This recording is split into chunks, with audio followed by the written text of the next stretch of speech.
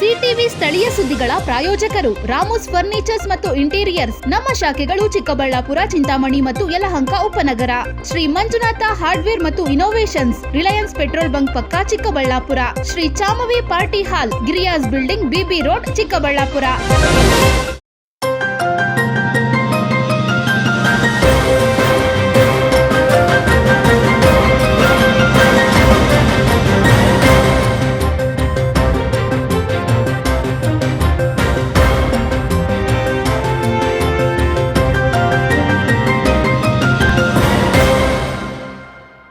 ನಮಸ್ಕಾರ, ಸಿಟಿವಿ ನ್ಯೂಸ್ಗೆ ಸ್ವಾಗತ.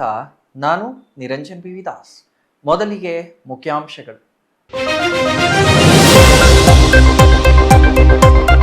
ಎಂಪಿ ಅನುದಾನದ ಬಸ್ ತಂಗುದಾಣಕ್ಕೆ ತಹಸೀಲ್ದಾರ್ ಅಡ್ಡಿ, ತಹಸೀಲ್ದಾರ್ ಕ್ರಮಕ್ಕೆ ಬಿಜೆಪಿ ಆಕ್ರೋಶ. ಎಂಪಿ ಅನುದಾನ ವರ್ಸಸ್ ಶಾಸಕರ ಅನುದಾನ, ಮುದ್ದೇನಹಳ್ಳಿಯಲ್ಲಿ ತಂಗುದಾಣ ವಿವಾದ. ಚಿಕ್ಕಬಳ್ಳಾಪುರ ಗೌರಿಬಿದನೂರು ರಸ್ತೆಯಲ್ಲಿ ಭೀಕರ ಅಪಘಾತದ ರಭಸಕ್ಕೆ ಪುಡಿ ಪುಡಿಯಾದ ಕಾರು, ಬೀದಿ ಪಾಲಾದ ಸಾವಿರಾರು ರೂಪಾಯಿ ಮೌಲ್ಯದ ಹೂವು, ಅದೃಷ್ಟವಶಾತ್ ಪ್ರಾಣಾಪಾಯದಿಂದ ಪಾರಾದ ಚಾಲಕ. ಬಿಡದಿ ಟೌನ್ಶಿಪ್ ಸರ್ಕಾರದ ರಿಯಲ್ ಎಸ್ಟೇಟ್ ಯೋಜನೆಯಿಂದ ಕೇಂದ್ರ ಸಚಿವ ಎಚ್.ಡಿ. ಕುಮಾರಸ್ವಾಮಿ, ಭೂ ಲೂಟಿಕೋರರಿಗೆ ಲಾಭ ಮಾಡಿಕೊಡಲು ಯೋಜನೆ, ಸರ್ಕಾರ ಭೂಮಾಫಿಯಾ ಕೈಜೋಡಿಸಿವೆ ಎಂದು ಆರೋಪ. ನಿಂತಿದ್ದ ಲಾರಿಗೆ ಆಂಧ್ರಪ್ರದೇಶದ ಸರ್ಕಾರಿ ಬಸ್ ಡಿಕ್ಕಿ, ಪ್ರಾಣಾಪಾಯದಿಂದ ಪಾರಾದ ಬಸ್ಸಿನಲ್ಲಿದ್ದ 30ಕ್ಕೂ ಹೆಚ್ಚು ಪ್ರಯಾಣಿಕರು, ಹಲವರಿಗೆ ಗಾಯ, ಒಬ್ಬರಿಗೆ ಕಾಲು ಮುರಿದು ಆಸ್ಪತ್ರೆಯಲ್ಲಿ ಚಿಕಿತ್ಸೆ.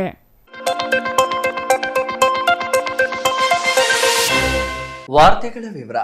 ಚಿಕ್ಕಬಳ್ಳಾಪುರ ತಾಲೂಕಿನ ಮುದ್ದೇನಹಳ್ಳಿಯಲ್ಲಿ ಬಸ್ ತಂಗುದಾಣ ನಿರ್ಮಾಣ ಕಾಮಗಾರಿ ಇದೀಗ ರಾಜಕೀಯ ವಿವಾದಕ್ಕೆ ಕಾರಣವಾಗಿದೆ. ಸಾರ್ವಜನಿಕರ ಅನುಕೂಲಕ್ಕಾಗಿ ನಿರ್ಮಾಣವಾಗಬೇಕಿದ್ದ ಬಸ್ ತಂಗುದಾಣ ಕಾಮಗಾರಿಗೆ ತಹಸೀಲ್ದಾರ್ ತಡೆ ನೀಡಿರುವ ಕ್ರಮದ ವಿರುದ್ಧ ಬಿಜೆಪಿ ಮುಖಂಡರು ಆಕ್ರೋಶ ವ್ಯಕ್ತಪಡಿಸಿದ್ದು, ಇದರ ಹಿಂದೆ ರಾಜಕೀಯ ಒತ್ತಡವಿದೆ ಎಂದು ಆರೋಪಿಸಿದ್ದಾರೆ. ಈ ಕುರಿತು ಒಂದು ವರದಿ.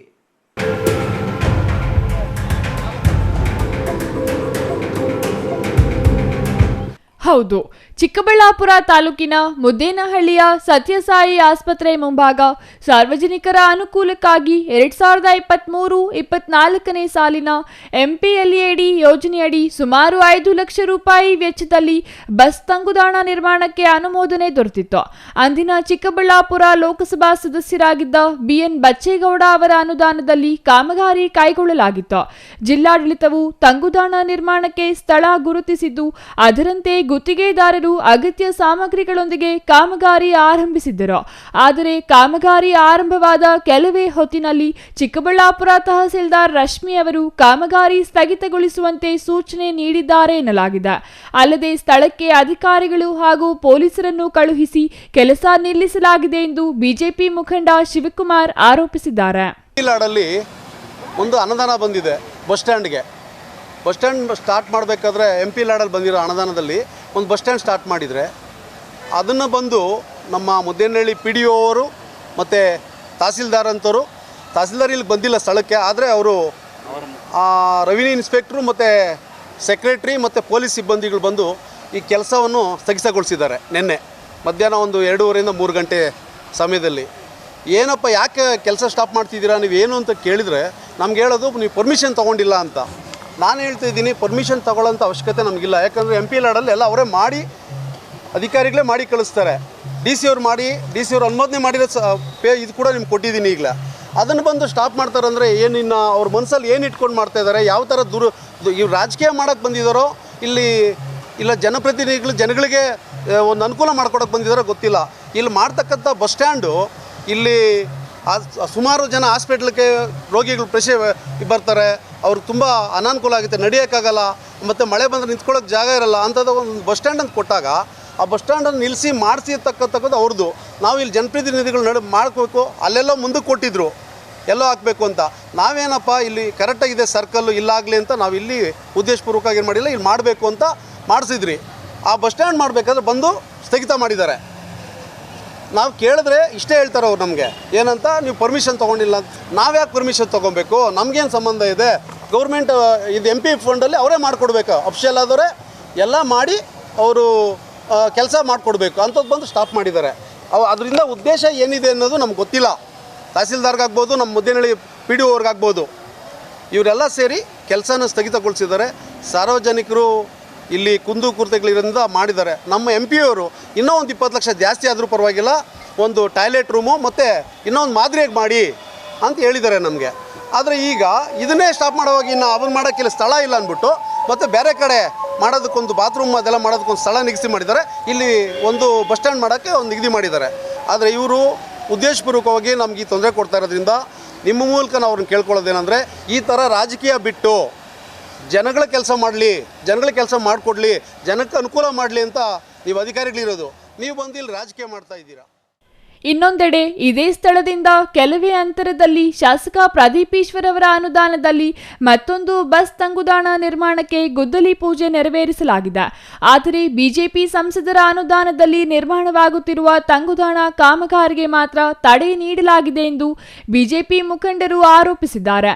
ಬಿಜೆಪಿ ನಾಯಕರ ಭಾವಚಿತ್ರ ತಂಗುದಾಣದ ಮೇಲೆ ಅಳವಡಿಸಲಾಗುತ್ತದೆ ಎಂಬ ಕಾರಣಕ್ಕೆ ಕಾಂಗ್ರೆಸ್ ಮುಖಂಡರ ಒತ್ತಡದಿಂದ ತಹಸೀಲ್ದಾರ್ ಕಾಮಗಾರಿ ಸ್ಥಗಿತಗೊಳಿಸಿದ್ದಾರೆ ಎಂದು ದೂರಿದರು.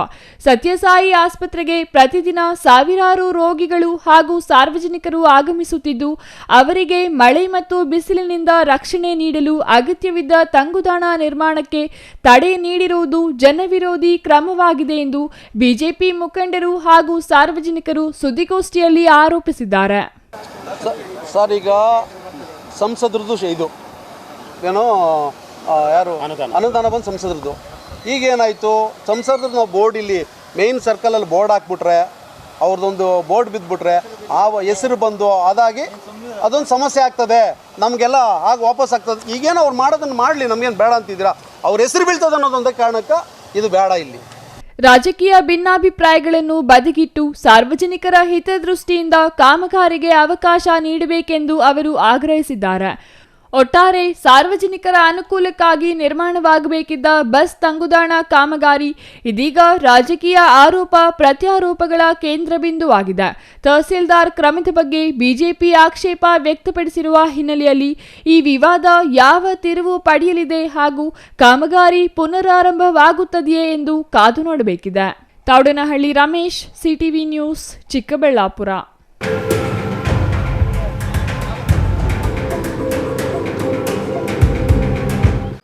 ಚಿಕ್ಕಬಳ್ಳಾಪುರ ಗೌರಿಬಿದನೂರು ರಸ್ತೆಯ ವೀರದಿಮ್ಮಮ್ಮ ದೇವಾಲಯದ ಸಮೀಪ ಮಳೆಯಿಂದ ರಸ್ತೆ ಜಾರುವಿಕೆಗೆ ಒಳಗಾಗಿ ಹೂ ಸಾಗಿಸುತ್ತಿದ್ದ ಕಾರೊಂದು ನಿಯಂತ್ರಣ ತಪ್ಪಿ ಭೀಕರ ಅಪಘಾತಕ್ಕೀಡಾಗಿದೆ.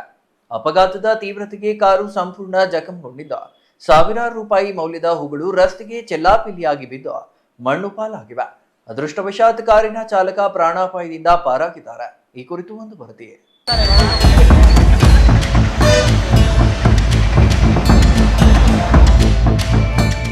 ಹೀಗೆ ಅಪಘಾತದಲ್ಲಿ ಸಂಪೂರ್ಣ ನುಜ್ಜುಗುಜ್ಜಾಗಿರುವ ಕಾರು ಹಾಗೂ ರಸ್ತೆಯಲ್ಲಿ ಚಲ್ಲಾಪಿಲ್ಲಿಯಾಗಿ ಬಿದ್ದಿರುವ ಹೂಗಳ ದೃಶ್ಯಗಳು ಕಂಡುಬಂದಿದ್ದು ಚಿಕ್ಕಬಳ್ಳಾಪುರ ಗೌರಿಬಿದನೂರು ರಸ್ತೆಯ ವೀರದಿಮ್ಮಮ್ಮ ದೇವಾಲಯದ ಸಮೀಪ.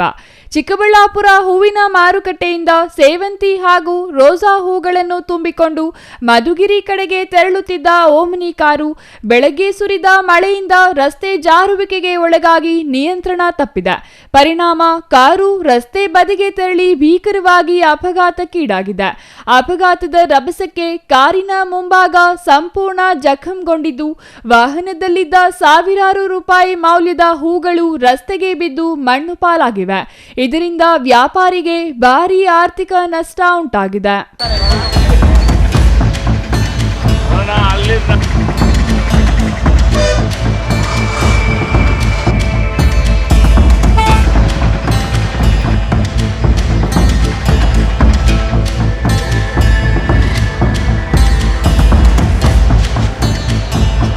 ಅಪಘಾತದ ತೀವ್ರತೆ ನೋಡಿದರೆ ದೊಡ್ಡ ದುರಂತವೇ ಸಂಭವಿಸಬೇಕಾಗಿತ್ತು. ಆದರೆ ಅದೃಷ್ಟವಶಾತ್ ಚಾಲಕ ಸಣ್ಣ ಪುಟ್ಟ ಗಾಯಗಳೊಂದಿಗೆ ಪ್ರಾಣಾಪಾಯದಿಂದ ಪಾರಾಗಿದ್ದಾರೆ. ಇನ್ನು ಸ್ಥಳೀಯರು ತಕ್ಷಣ ಸ್ಥಳಕ್ಕೆ ಧಾವಿಸಿ ಚಾಲಕನಿಗೆ ನೆರವು ನೀಡಿ ಸುರಕ್ಷಿತ ಸ್ಥಳಕ್ಕೆ ಕರೆದೊಯ್ದಿದ್ದಾರೆ. ಘಟನೆಯ ಮಾಹಿತಿ ತಿಳಿಯುತ್ತಿದ್ದಂತೆ ಚಿಕ್ಕಬಳ್ಳಾಪುರ ಗ್ರಾಮಾಂತರ ಪೊಲೀಸ್ ಠಾಣೆಯ ಸಿಬ್ಬಂದಿ ಸ್ಥಳಕ್ಕೆ ಭೇಟಿ ನೀಡಿ ಪರಿಶೀಲನೆ ನಡೆಸಿದ್ದಾರೆ. ಪ್ರಕರಣ ದಾಖಲಿಸಿಕೊಂಡು ಮುಂದಿನ ಕ್ರಮ ಕೈಗೊಳ್ಳಲಾಗಿದೆ. ನಮ್ಮ ಹೆಸರು ವೆಂಕಟೇಶ್ ಅಂತ. ಅಂದರೆ ನಾವು ಬೆಳಗ್ಗೆ ಡೈಲಿ ಮಾರ್ಕೆಟ್ ಹೋಗೋದಕ್ಕೆ ನಾನು ವ್ಯಾಪಾರ ಮಾಡೋದು. ನಾನು ಬೆಳಗ್ಗೆ ಹೋಗುವಾಗ ಏನೂ ಇರಲಿಲ್ಲ. ಬೆಳಗ್ಗೆ ಮಳೆ ಬೇರೆ ಸ್ಟಾರ್ಟ್ ಆಗಿತ್ತು. ಅವನು ಮತ್ತು ಚಿಕ್ಕಬಳ್ಳಾಪುರ ಹೋಗಿದ್ದಾನೆ, ಹೂವು ತೊಗೊಂಡಿದ್ದಾನೆ. ಹೂವು ತಗೊಂಡು ಇದು ಮಧುಗಿರಿ ಕಡೆ ಹೋಗ್ತಾಯಿದ್ದಾನೆ. ಅವನು ಹೋಗುವಾಗ ಮಳೆ ಬರ್ತಾಯಿತ್ತು. ರೋಡ್ ಬೇರೆ ಜಾಸ್ತಿ ಹೆವಿ ರೋಡ್ ಆಯ್ತಲ್ಲ, ಫಾಸ್ಟ್ ಜಾಸ್ತಿ ಬಂದಿರ್ತದೆ. ಅದು ಸ್ಕಿಡ್ಡಾಗಿ ಇಲ್ಲಿಂದ ಬಂದು ಇಲ್ಲಿಂದ ಪಲ್ಟಿ ಹೊಡೆದು ಆ ಕಡೆ ಹೋಗಿರೋದು. ಡ್ರೈವರ್ಗೆ ಯಾರಿಗೂ ಏನಾಗಿಲ್ಲ. ಗಾಡಿಗೆ ಮಾತ್ರ ಸ್ವಲ್ಪ ಫುಲ್ ಡ್ಯಾಮೇಜ್ ಆಗಿದೆ ಅಷ್ಟೇ. ಹೂವು ರೈತರ ಮಾಲು, ಅದು ಓಮಿನ ಕಾರು ಒಬ್ಬರೇ ಇದ್ದರು ಡ್ರೈವರು. ಅಯ್ಯೋ ಬೇಜಾರಾಗ್ತದಣ್ಣ. ಆಗಿ ರೋಡ್ ಚೆನ್ನಾಗಿದೆಯಲ್ಲ, ಏನು ಅಲ್ಲಿ ಡೌನ್ ಬೇರೆ ಅಲ್ವಾ, ಏನು ಸ್ಟಾಪ್ ಆನ್ ಸ್ಟಾಪ್ 160 ಗಾಡಿಗಳು. ಅದು ಬೇರೆ ಮಳೆ ಬೇರೆ ಬರ್ತಾಯಿತ್ತು, ಅದೇ ಎಡವಟ್ಟಾಗಿದ್ದು. ಆ ಮಳೆ ಬಂದಾಗಿದೆ ಈ ಥರ ಆಗಿದೆ. ಏನು ಮಾಡಿದೆವು ಹಣೆ ಬರ, ಏನು ಮಾಡೋಕ್ಕಾಗಲ್ಲ. ಇಲ್ಲ ಸುಮಾರು ಗಾಡಿ ಆಕ್ಸಿಡೆಂಟ್ಗಳವೆ, ಯಾರು ಆ ಥರ ಹೆಚ್ಚು ಕಮ್ಮಿ ಏನಾಗಿಲ್ಲ. ಈಗ ಈದ್ಮಮ್ಮ ದೇವಸ್ಥಾನ ಇದೆ, ಆ ತಾಯಿ ಕಾಪಾಡ್ತಾರೆ ಎಲ್ಲನೂ. ಒಟ್ಟಾರೆ ಮಳೆಯಿಂದ ರಸ್ತೆ ಜಾರುವಿಕೆಗೆ ಒಳಗಾಗಿ ಸಂಭವಿಸಿದ ಈ ಅಪಘಾತದಲ್ಲಿ ಕಾರು ಸಂಪೂರ್ಣ ಜಖಂಗೊಂಡಿದ್ದು ಸಾವಿರಾರು ರೂಪಾಯಿ ಮೌಲ್ಯದ ಹೂಗಳು ಮಣ್ಣು ಪಾಲಾಗಿವೆ. ಆದರೂ ಚಾಲಕ ಪ್ರಾಣಾಪಾಯದಿಂದ ಪಾರಾಗಿರುವುದು ಸಮಾಧಾನದ ಸಂಗತಿಯಾಗಿದೆ. ಮಳೆಯ ಸಂದರ್ಭದಲ್ಲಿ ವಾಹನ ಚಾಲಕರು ಹೆಚ್ಚಿನ ಎಚ್ಚರಿಕೆಯಿಂದ ಸಂಚರಿಸಬೇಕೆಂಬುದನ್ನು ಈ ಘಟನೆ ಮತ್ತೊಮ್ಮೆ ನೆನಪಿಸಿದೆ. Taudanahalli Ramesh, CTV news, Chikkaballapur.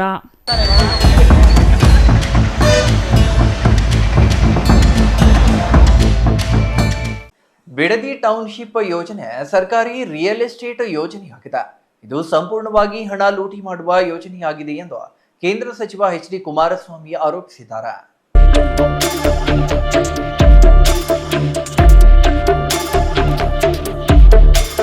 ಬೆಂಗಳೂರಿನ ತಮ್ಮ ನಿವಾಸದಲ್ಲಿ ಮಾಧ್ಯಮಗಳು ಕೇಳಿದ ಪ್ರಶ್ನೆಗಳಿಗೆ ಉತ್ತರಿಸಿದ ಕೇಂದ್ರ ಸಚಿವ ಎಚ್.ಡಿ. ಕುಮಾರಸ್ವಾಮಿಯವರು ಬಿಡದಿ ಟೌನ್ಶಿಪ್ ನಾಡಿನ ಹಿತಾಸಕ್ತಿ ಅಡಗಿಲ್ಲ, ಭೂಮಾಫಿಯಾ ಹಾಗೂ ಭೂಲೂಟಿಕೋರರಿಗೆ ಲಾಭ ಮಾಡಿಕೊಡಲು ಇದನ್ನು ರೂಪಿಸಲಾಗಿದೆ. ಹೀಗಾಗಿ ಇದನ್ನು ನಾನು ಸರ್ಕಾರಿ ರಿಯಲ್ ಎಸ್ಟೇಟ್ ದಂಧೆ ಎಂದು ಕರೆಯುತ್ತೇನೆ ಎಂದರು. ರಸ್ತೆಗಳಲ್ಲಿ ಮೊಣಕಾಲುದ್ದ ಗುಂಡಿಗಳು ಬಿದ್ದು ವಾಹನ ಸಂಚಾರ ದೊಡ್ಡ ಪ್ರಯಾಸವಾಗಿದೆ. ಅದೇನೋ ಬ್ರ್ಯಾಂಡ್ ಬೆಂಗಳೂರು ಎಂದು ಹೇಳುತ್ತಿದ್ರಲ್ಲ, ಅದನ್ನು ಮಾಡುವುದು ಬಿಟ್ಟು ಬಿಡದಿ ರೈತರ ಬದುಕಿಗೆ ಬೆಂಕಿ ಹಾಕಲು ಹೊರಟಿದ್ದಾರೆ ಎಂದು ಅವರು ಕಟುವಾಗಿ ಟೀಕಿಸಿದರು. ಬೆಂಗಳೂರು ಅಭಿವೃದ್ಧಿಗೆ ಎಳ್ಳಷ್ಟು ಉಪಯೋಗ ಆಗದ ಈ ಯೋಜನೆಯನ್ನು ತಮ್ಮ ಸ್ವಾರ್ಥಕ್ಕಾಗಿ ರಿಯಲ್ ಎಸ್ಟೇಟ್ ಮಾಫಿಯಾದೊಂದಿಗೆ ಕೈ ಜೋಡಿಸಿ ರೈತರ ಭೂಮಿಯನ್ನು ಲೂಟಿ ಹೊಡೆಯಲು ಹೊರಟಿದ್ದಾರೆ. ಈ ಹಿನ್ನೆಲೆಯಲ್ಲಿ ನಮ್ಮ ಪಕ್ಷ ರೈತರ ಪರವಾಗಿ ನಿಲ್ಲುತ್ತದೆ, ಅವರ ಜೊತೆ ನಿಂತು ಕಾನೂನು ಹೋರಾಟ ನಡೆಸುತ್ತದೆ. ಈ ಯೋಜನೆ ಕುಮಾರಸ್ವಾಮಿ ಅವರ ಕೂಸು ಎಂದು ಮುಖ್ಯಮಂತ್ರಿ ಸೇರಿದಂತೆ ಇನ್ನೂ ಕೆಲವರು ಹೇಳುತ್ತಿದ್ದಾರೆ. ನಾನು ಚಿಂತನೆ ಮಾಡಿದ್ದು 2006ರಲ್ಲಿ, ಈಗ ನಾವು ಇರುವುದು 2026ರಲ್ಲಿ. 20 ವರ್ಷಗಳಲ್ಲಿ ಎಷ್ಟು ಬದಲಾವಣೆಯಾಗಿದೆ, ಎಷ್ಟೊಂದು ಅಭಿವೃದ್ಧಿ ಆಗಿದೆ, ಇಷ್ಟು ವರ್ಷಗಳಲ್ಲಿ ಏನೆಲ್ಲ ಆಯಿತು ಎನ್ನುವುದು ಈ ಸರ್ಕಾರ ಅರ್ಥ ಮಾಡಿಕೊಳ್ಳಬೇಕು. ಯಾವುದೇ ಯೋಜನೆ ಕೈಗೊಳ್ಳುವ ಮೊದಲು ರೈತರ ಒಪ್ಪಿಗೆ ಪಡೆಯಬೇಕು. ಅದನ್ನು ಮಾಡದೆ ಈ ಸರ್ಕಾರ ಸರ್ವಾಧಿಕಾರ ಮನೋಭಾವದಿಂದ ರೈತರನ್ನು ಹತ್ತಿಕ್ಕುವ ಕೆಲಸ ಮಾಡುತ್ತಿದೆ ಎಂದು ಆಕ್ರೋಶ ವ್ಯಕ್ತಪಡಿಸಿದರು. ಮೊದಲಿನಿಂದ ಕಾಂಗ್ರೆಸ್ ಸರ್ಕಾರ ಇಂತಹದ್ದೇ ದಂಧೆಯಲ್ಲಿ ನಿರತವಾಗಿದೆ. ಬೆಂಗಳೂರು ಸುತ್ತಮುತ್ತ ಅರ್ಕಾವತಿ ಬಡಾವಣೆಗೆ ಸುಮಾರು 3,000 ಎಕರೆ ಭೂಮಿಯನ್ನು ನೋಟಿಫೈ ಮಾಡಲಾಗಿತ್ತು. ಆಮೇಲೆ ಅದರಲ್ಲಿ 1,000 ಎಕರೆ ಭೂಮಿಯನ್ನು ಕೈಬಿಡಲಾಯಿತು. ಇವೆಲ್ಲವೂ ಕಣ್ಣ ಮುಂದೆಯೇ ನಡೆದಿದೆ. ಅದರ ತನಿಖೆಗೆ ಕೆಂಪಣ್ಣ ಆಯೋಗ ರಚನೆ ಮಾಡಿದರು. ಆ ವರದಿ ಎಲ್ಲಿ ಕಳೆಯುತ್ತಿದೆಯೋ ಗೊತ್ತಿಲ್ಲ ಎಂದು ಹೇಳಿದರು. ಜನರಿಂದ ರೈತರಿಂದ ತೀವ್ರ ವಿರೋಧ ಬಂದ ನಂತರ ಈಗ ಪ್ರಧಾನಿ ನರೇಂದ್ರ ಮೋದಿ ಅವರೇ ಈ ಯೋಜನೆಯನ್ನು ಮೆಚ್ಚಿಕೊಂಡಿದ್ದಾರೆ ಎಂದು ಹೇಳುತ್ತಿದ್ದಾರೆ. ಆದರೆ ನರೇಂದ್ರ ಮೋದಿ ಅವರು ಟೌನ್ಶಿಪ್ಗಳನ್ನು ಹಾಗೂ ಕೈಗಾರಿಕೆಗಳನ್ನು ಸ್ಥಾಪನೆ ಮಾಡಿದ್ದು ಎಲ್ಲಿ? ಭೂಕಂಪದಿಂದ ಸಂಪೂರ್ಣವಾಗಿ ನಾಶವಾಗಿದ್ದ ಪ್ರದೇಶದಲ್ಲಿ ಅವರು ಇಂತಹ ಯೋಜನೆಗಳನ್ನು ಅನುಷ್ಠಾನಕ್ಕೆ ತಂದರು. ಆದರೆ ಬಿಡದಿಯಲ್ಲಿ ಬೇರೆ ಪರಿಸ್ಥಿತಿ ಇದೆ. ಇಲ್ಲಿ ತೋಟಗಳಿವೆ, ಹೈನುಗಾರಿಕೆ ನಡೆಯುವ ಭೂಮಿ ಇದೆ. ಬರೀ ಒಂದು ಭಾಗ ಯೋಜನೆಗಲ್ಲ, ಇಡೀ ರಾಜ್ಯದಲ್ಲಿ ರೈತರ ಭೂಮಿಯನ್ನು ತಗೊಂಡಾಗ 40% ಹಣದ ಬದಲಿಗೆ ಕೊಡ್ತಕ್ಕಂಥ ಒಂದು ಯೋಜನೆ ಪ್ರಾರಂಭ ಮಾಡಿದ್ದೆ ಕುಮಾರಸ್ವಾಮಿ. ಸ್ವಲ್ಪ ದಾಖಲೆ ತೆಗಿಯೋಕೆ ಹೇಳಿ. ಈಗ ಆಗಿದ್ದರೆ ಎಚ್ ಕೆ ಪಾಟೀಲರು ಎಂಥ ಸತ್ಯಶೋಧನಾ ಸಮಿತಿ ಮಾಡಿದ್ರಲ್ಲ, ಜನಗಳ ಹಿತಕ್ಕೆ ಜನಗಳ ಉದ್ಧಾರಕ್ಕೆ ಮಾಡೋಕ್ಕೆ ಮಾಡಿದ್ರಾ? ನಾನು ಅವತ್ತು ಜನಗಳ ವಿರೋಧ ಕೆಲಸ ಮಾಡೋಕ್ಕೆ ಹೋಗಿದ್ದೆ ಅಂತ ಹೇಳ್ತಾವ್ರಲ್ವ, ಅವನು ಕೂಸು ಅಂತ ಹೇಳಿ. ಇವತ್ತು ರಾಜಕೀಯವಾಗಿ ವಿರೋಧ ಮಾಡೋಕ್ಕಲ್ಲ, ಅಲ್ಲಿರ್ತಕ್ಕಂಥ ಲೂಪ್ ಹೋಲ್ಸ್ ಏನಿದೆ, ಅವ್ರ ಉದ್ದೇಶ ಏನಿದೆ, ಇವತ್ತು ರಿಯಲ್ ಎಸ್ಟೇಟ್ ದಂಧೆ ಮಾಡ್ತಕ್ಕಂಥದ್ದಕ್ಕೆ ಯಾವ ನೈಸ್ ಕಂಪ್ನಿ ಅವತ್ತು ಬೆಂಗಳೂರು ಮೈಸೂರು ರಸ್ತೆ ಮಾಡಬೇಕಾದವರು ಇನ್ನು ಬೆಂಗಳೂರು ಸುತ್ತನೇ ಗಿರಿಕಿ ಹೊಡಿತಾ ಇಲ್ವಾ? ಹೊಸಕೆರೆ ಹಳ್ಳಿ ಹತ್ರ ಆ ಒಂದು ಟೋಲ್ ಗೇಟ್ ಇದೆಯಲ್ಲ, ಟೋಲ್ ಗೇಟ್ ಪಕ್ಕದಲ್ಲಿ ಯಾವ ಒಂದು ನೈಸ್ ಕಂಪ್ನಿಗೆ ಬೇಕು ಅಂತೇಳಿ ತೆಗೆದುಕೊಂಡಂಥದ್ದನ್ನು NOC ಯಾರಿಗೆ ಕೊಟ್ಟರು? ಅಲ್ಲಿ ಕಟ್ತಾವ್ರಲ್ಲ ಬಿಲ್ಡಿಂಗು ಅಟ್ಯಾಚ್ಡು.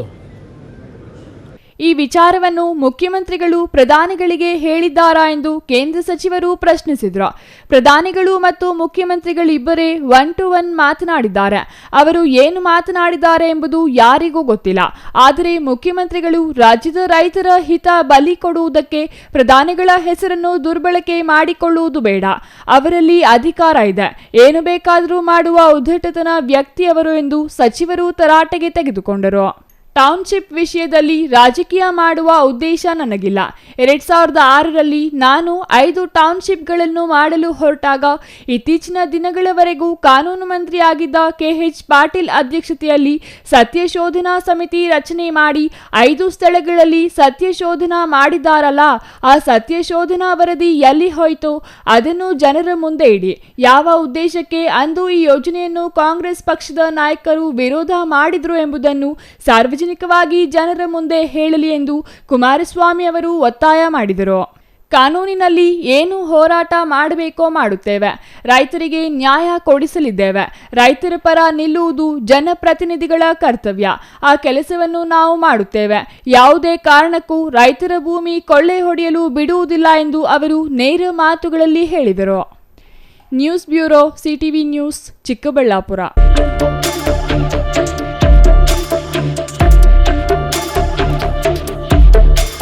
ಚಿಂತಾಮಣಿ ತಾಲೂಕಿನ ಮಾಡಿಕೆರೆ ಕ್ರಾಸ್ ಬಳಿ ಭಾನುವಾರ ಬೆಳಗಿನ ಜಾವ ಒಂದು ಭೀಕರ ರಸ್ತೆ ಅಪಘಾತ ಸಂಭವಿಸಿದೆ.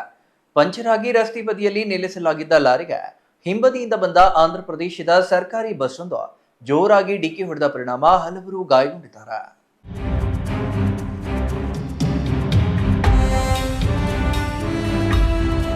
ಚಿಂತಾಮಣಿ ತಾಲೂಕಿನ ಮಾಡಿಕೆರೆ ಕ್ರಾಸ್ ಬಳಿ ಭಾನುವಾರ ಬೆಳಗಿನ ಜಾವ ಒಂದು ಭೀಕರ ರಸ್ತೆ ಅಪಘಾತ ಸಂಭವಿಸಿದೆ. ಪಂಚರ್ ಆಗಿ ರಸ್ತೆ ಬದಿಯಲ್ಲಿ ನಿಲ್ಲಿಸಲಾಗಿದ್ದ ಲಾರಿಗೆ ಹಿಂಬದಿಯಿಂದ ಬಂದ ಆಂಧ್ರ ಪ್ರದೇಶದ ಸರ್ಕಾರಿ ಬಸ್ ಒಂದು ಜೋರಾಗಿ ಡಿಕ್ಕಿ ಹೊಡೆದ ಪರಿಣಾಮ ಹಲವರು ಗಾಯಗೊಂಡಿದ್ದಾರೆ. ಬೆಳಗಿನ ಜಾವ 4 ಗಂಟೆ ಸಮಯದಲ್ಲಿ ಪಂಚರ್ ಆಗಿ ರಸ್ತೆ ಬದಿ ನಿಲ್ಲಿಸಿ ಲಾರಿಯ ಚಕ್ರವನ್ನ ಬದಲಾಯಿಸುವ ವೇಳೆ ಹಿಂಬದಿಯಿಂದ ಬಂದ ಮದನಪಲ್ಲಿಯಿಂದ ಬೆಂಗಳೂರು ಕಡೆಗೆ ಹೋಗ್ತಿದ್ದ ಆಂಧ್ರ ಪ್ರದೇಶದ ಸರ್ಕಾರಿ ಬಸ್ಸು ಹಿಂಬದಿಯಿಂದ ಡಿಕ್ಕಿ ಹೊಡೆದಿದ್ದ. ಡಿಕ್ಕಿಯ ರಭಸಕ್ಕೆ ಆಂಧ್ರ ಪ್ರದೇಶದ ರಸ್ತೆ ಸಾರಿಗೆ ಸಂಸ್ಥೆಗೆ ಸೇರಿದ ಬಸ್ಸಿನ ಎಡಭಾಗ ಸಂಪೂರ್ಣ ನಜ್ಜುಗುಜ್ಜಾಗಿದೆ. ಅಪಘಾತದ ವೇಳೆ ಬಸ್ಸಿನಲ್ಲಿ ಪ್ರಯಾಣಿಸುತ್ತಿದ್ದ ಹಲವು ಪ್ರಯಾಣಿಕರಿಗೆ ಸಣ್ಣ ಪುಟ್ಟ ಗಾಯಗಳಾಗಿದ್ದು, ಬಸ್ ಮುಂಭಾಗದಲ್ಲಿ ಕುಳಿತಿದ್ದ 3ರಲ್ಲಿ ಒಬ್ಬರಿಗೆ ಕಾಲು ಮುರಿದಿದೆ. ತಕ್ಷಣ ಅವರಿಗೆ ಚಿಂತಾಮಣಿ ಸರ್ಕಾರಿ ಸಾರ್ವಜನಿಕ ಆಸ್ಪತ್ರೆಯಲ್ಲಿ ಚಿಕಿತ್ಸೆಗಾಗಿ ದಾಖಲಿಸಲಾಗಿದೆ. ಅದೃಷ್ಟವಶಾತ್ ಯಾವುದೇ ಪ್ರಾಣಾಪಾಯ ಸಂಭವಿಸಿಲ್ಲ. ಬಸ್ಸಿನಲ್ಲಿ ಪ್ರಯಾಣಿಸುತ್ತಿದ್ದ ಬೆಂಗಳೂರಿನ KR ಪುರಂ ನಿವಾಸಿ ಚನ್ನಕೇಶವರಾವ್ ಕಾಲು ಮುರಿದಿದ್ದ ಬೆಂಗಳೂರಿಗೆ ರವಾನಿಸಲಾಗಿದೆ. ಸುನೀಲ್ ಮತ್ತು ಯಾಭವ್ ಎಂಬ ಇಬ್ಬರಿಗೆ ಸಣ್ಣ ಪುಟ್ಟ ಗಾಯಗಳಾಗಿದ್ದು, ಆಂಧ್ರ ಪ್ರದೇಶದ ನೆಲ್ಲೂರು ಜಿಲ್ಲೆಯ ನಿವಾಸಿಗಳು ಎಂದು ತಿಳಿದು ಬಂದಿದೆ. ಇನ್ನು ಘಟನೆಯ ಬಗ್ಗೆ ಮಾಹಿತಿ ತಿಳಿಯುತ್ತಿದ್ದಂತೆ ಚಿಂತಾಮಣಿ ಗ್ರಾಮಾಂತರ ಠಾಣಾ ಪೊಲೀಸರು ಸ್ಥಳಕ್ಕೆ ಭೇಟಿ ನೀಡಿ ಪರಿಶೀಲನೆ ನಡೆಸಿದ್ದಾರೆ.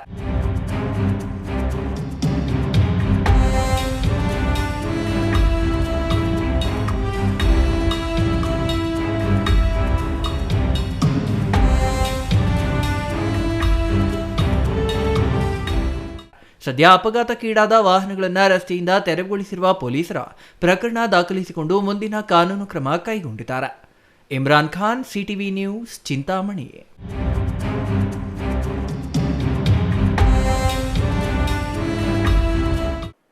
ಕೃಷಿ ಹೊಂಡಗಳು ಮೃತ್ಯು ಕೂಪಗಳಾಗಿ ಪರಿಣಮಿಸಿದ್ದು, ಗ್ರಾಮೀಣ ಪ್ರದೇಶದಲ್ಲಿ ಮಕ್ಕಳ ಜೀವ ತೆಗೆಯಲು ಬಾಯಿ ತೆರೆದು ನಿಂತಂತಿವೆ. ಪದೇ ಪದೇ ಕೃಷಿ ಹೊಂಡದಲ್ಲಿ ದುರಂತಗಳು ಸಂಭವಿಸುತ್ತಿದ್ದರೂ ಅಮಾಯಕ ಜೀವಗಳನ್ನ ಉಳಿಸುವ ನಿಟ್ಟಿನಲ್ಲಿ ಸರ್ಕಾರಗಳು ಯಾವುದೇ ಕ್ರಮ ಕೈಗೊಳ್ಳದಿರುವುದು ಮತ್ತಷ್ಟು ದುರಂತಗಳು ಮುಂದುವರಿಯಲು ಕಾರಣವಾಗಿವೆ.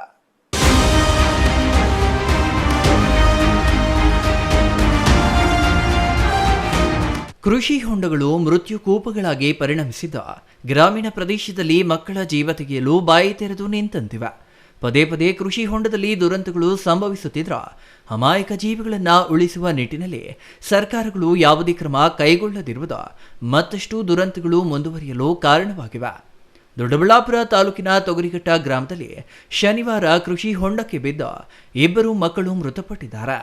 ತೊಗರಿಘಟ್ಟ ಗ್ರಾಮದ ಸವಿತಾ ಮುನಿರಾಜು ದಂಪತಿ ಪುತ್ರಿ 11 ವರ್ಷದ ದಕ್ಷ ಮತ್ತು ಆಶಾ ಪ್ರದೀಪ್ ದಂಪತಿಯ ಪುತ್ರ 4 ವರ್ಷದ ಧನುಷ್ ಮೃತ ಬಾಲಕನಾಗಿದ್ದಾನೆ.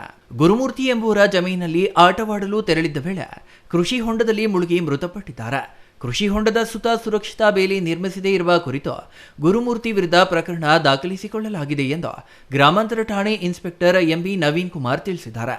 ಈ ಕುರಿತು ಡಿವೈಎಸ್ಪಿ ಪಾಂಡುರಂಗ ಮಾತನಾಡಿ, ಕೃಷಿ ಹೊಂಡಗಳ ಮಾಲೀಕರು ಕೂಡಲೇ ತಂತಿ ಬೇಲಿ ಅಳವಡಿಸಿಕೊಳ್ಳುವಂತೆ ಮನವಿ ಮಾಡಿದ್ದಾರೆ. ಇಲ್ಲವಾದರೆ ಅವಘಡಕ್ಕೆ ಕೃಷಿ ಹೊಂಡಗಳ ಮಾಲೀಕರೇ ಜವಾಬ್ದಾರರಾಗುತ್ತಾರೆ ಎಂದು ಕಟ್ಟುನಿಟ್ಟಿನ ಎಚ್ಚರಿಕೆ ನೀಡಿದ್ದಾರೆ. ಈ ಮೂಲಕ ಸಾರ್ವಜನಿಕರಲ್ಲಿ ವಿನಂತಿಸಿಕೊಳ್ಳುವುದೇನೆಂದರೆ, ಇತ್ತೀಚೆಗೆ ಬೆಂಗಳೂರು ಗ್ರಾಮೀಣ ಭಾಗದಲ್ಲಿ ಮಳೆ ಹೆಚ್ಚಾಗಿ ಬೀಳ್ತಾ ಇದೆ. ದೊಡ್ಡಬಳ್ಳಾಪುರದಲ್ಲೂ ಸಹ ಮಳೆ ಬಿದ್ದಿದ್ದರಿಂದ ಎಲ್ಲ ಕೃಷಿ ಹೊಂಡಗಳು ತುಂಬಿದ್ದಾವೆ. ಅದಕ್ಕೆ ಮುಂಜಾಗ್ರತಾ ಕ್ರಮವಾಗಿ ಫೆನ್ಸಿಂಗು ಅದು ಇದು ಯಾವುದೇ ಇಲ್ಲ. ಆಗಿದ್ದರಿಂದ ನಿನ್ನೆ ತಾನೇ ದೊಡ್ಡಬಳ್ಳಾಪುರ ಗ್ರಾಮೀಣ ಠಾಣಾ ಸರಹದ್ದಿನಲ್ಲಿ ಕೃಷಿ ಹೊಂಡದಲ್ಲಿ 2 ಮಕ್ಕಳು 4 ವರ್ಷ ಮತ್ತು 7 ವರ್ಷದ 2 ಮಕ್ಕಳು ಆಟವಾಡಲು ಬಿದ್ದು ಮೃತಪಟ್ಟಿರ್ತಾರೆ. ಇದು ತುಂಬ ವಿಷಾದನೀಯ ಸಂಗತಿ. ಹಾಗಾಗಿ ಕೃಷಿ ಹೊಂಡದ ಎಲ್ಲ ರೈತರಿಗೆ ನಾವು ರಿಕ್ವೆಸ್ಟ್ ಮಾಡ್ತಾ ಇದ್ದೀವಿ, ದಯವಿಟ್ಟು ಫೆನ್ಸಿಂಗ್ ಹಾಕ್ಕೊಂಡು ಅದನ್ನು ಭದ್ರಪಡಿಸ್ಕೊಳ್ಳಿ. ಇಲ್ಲಾಂದರೆ ಸಂಬಂಧಪಟ್ಟ ಕೃಷಿ ಹೊಂಡದ ಮಾಲೀಕರ ಜವಾಬ್ದಾರರಾಗ್ತಾರೆ. ಮತ್ತು ಬೀಟ್ ಕಾನ್ಸ್ಟೇಬಲ್ಗೆ ಮತ್ತು ಠಾಣಾಧಿಕಾರಿಗಳಿಗೆ ಸೂಚನೆ ನೀಡಿದೆ, ತಮ್ಮ ತಮ್ಮ ಸರಹದ್ದಿನಲ್ಲಿರುವ ಎಷ್ಟು ಕೃಷಿ ಹೊಂಡಗಳಿದೆ ಅದರ ಬಗ್ಗೆ ಮಾಹಿತಿ ತಗೊಳ್ಬೇಕು ಮತ್ತು ಸಂಬಂಧಪಟ್ಟ ಕೃಷಿ ಹೊಂಡದ ಮಾಲೀಕರಿಗೆ ಫೆನ್ಸಿಂಗ್ ಹಾಕ್ಕೊಂಡು ಯಾವುದೇ ದನಕರುಗಳಾಗಲಿ ಮಕ್ಕಳಾಗಲಿ ವಯಸ್ಸಾದ ವಯೋವೃದ್ಧರಾಗಲಿ ಹೋಗದಂತೆ ಮುಂಜಾಗ್ರತಾ ಕ್ರಮ ವಹಿಸಬೇಕಂತೇಳಿ ದೊಡ್ಡಬಳ್ಳಾಪುರ ಉಪವಿಭಾಗದ ಪರವಾಗಿ ಕೇಳಿಕೊಳ್ತಾ ಇದ್ದೀನಿ. Thank you. ಇದೇ ವೇಳೆ ಪೊಲೀಸ್ ಠಾಣಾಧಿಕಾರಿ ಮತ್ತು ಬೀಟ್ ಸಿಬ್ಬಂದಿ ತಮ್ಮ ವ್ಯಾಪ್ತಿಯಲ್ಲಿನ ಕೃಷಿ ಹೊಂಡಗಳ ಮಾಹಿತಿ ಸಂಗ್ರಹಿಸಿ ತಂತಿ ಬೇಲಿ ಅಳವಡಿಸಿ ಮಕ್ಕಳು, ಜಾನುವಾರುಗಳು, ವೃದ್ಧರು ಕೃಷಿ ಹೊಂಡಗಳ ಬಳಿ ತೆರಳದಂತೆ ಮುಂಜಾಗ್ರತೆ ವಹಿಸಲು ಸೂಚನೆ ನೀಡಬೇಕು ಎಂದರು. Mahesh, CTV news, Doddaballapura.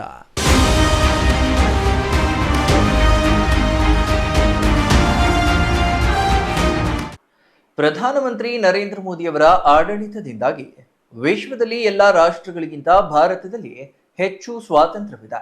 ದೇಶಕ್ಕೆ ಸ್ವಾತಂತ್ರ್ಯ ಲಭಿಸಿದ್ದರೂ ಜನರಿಗೆ ಸಾಮಾಜಿಕ ಮತ್ತು ರಾಜಕೀಯ ಅರಿವು ಇರಲಿಲ್ಲ. ಮೋದಿಯವರು ಸಾಮಾಜಿಕ ಮತ್ತು ರಾಜಕೀಯ ಪ್ರಜ್ಞೆ ಮೂಡಿಸಿದ್ದಾರೆ ಎಂದು ವಿಧಾನ ಪರಿಷತ್ತಿನ ವಿರೋಧ ಪಕ್ಷದ ನಾಯಕ ಛಲವಾದಿ ನಾರಾಯಣಸ್ವಾಮಿ ಹೇಳಿದ್ದಾರೆ.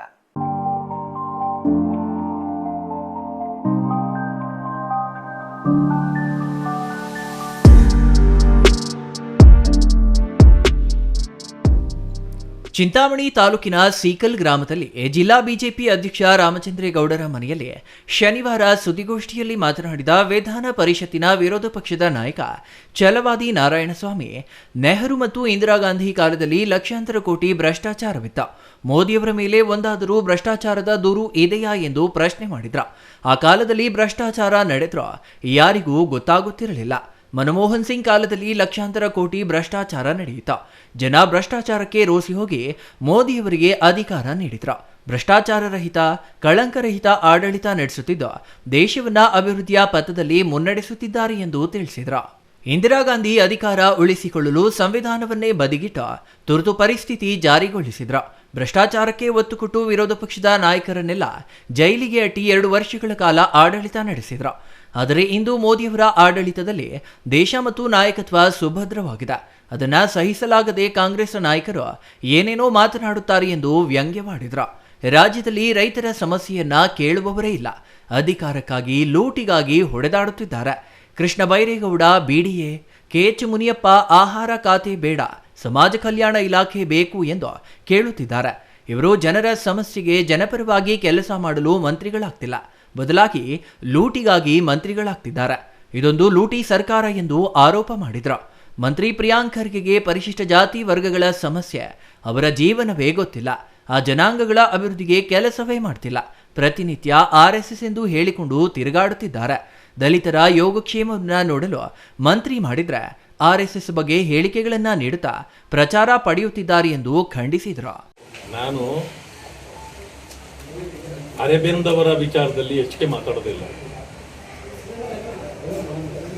ಅವರು ಅನುಭವದ ಕೊರತೆ ಇರ್ತಕ್ಕಂಥ ಒಬ್ಬ ವ್ಯಕ್ತಿ.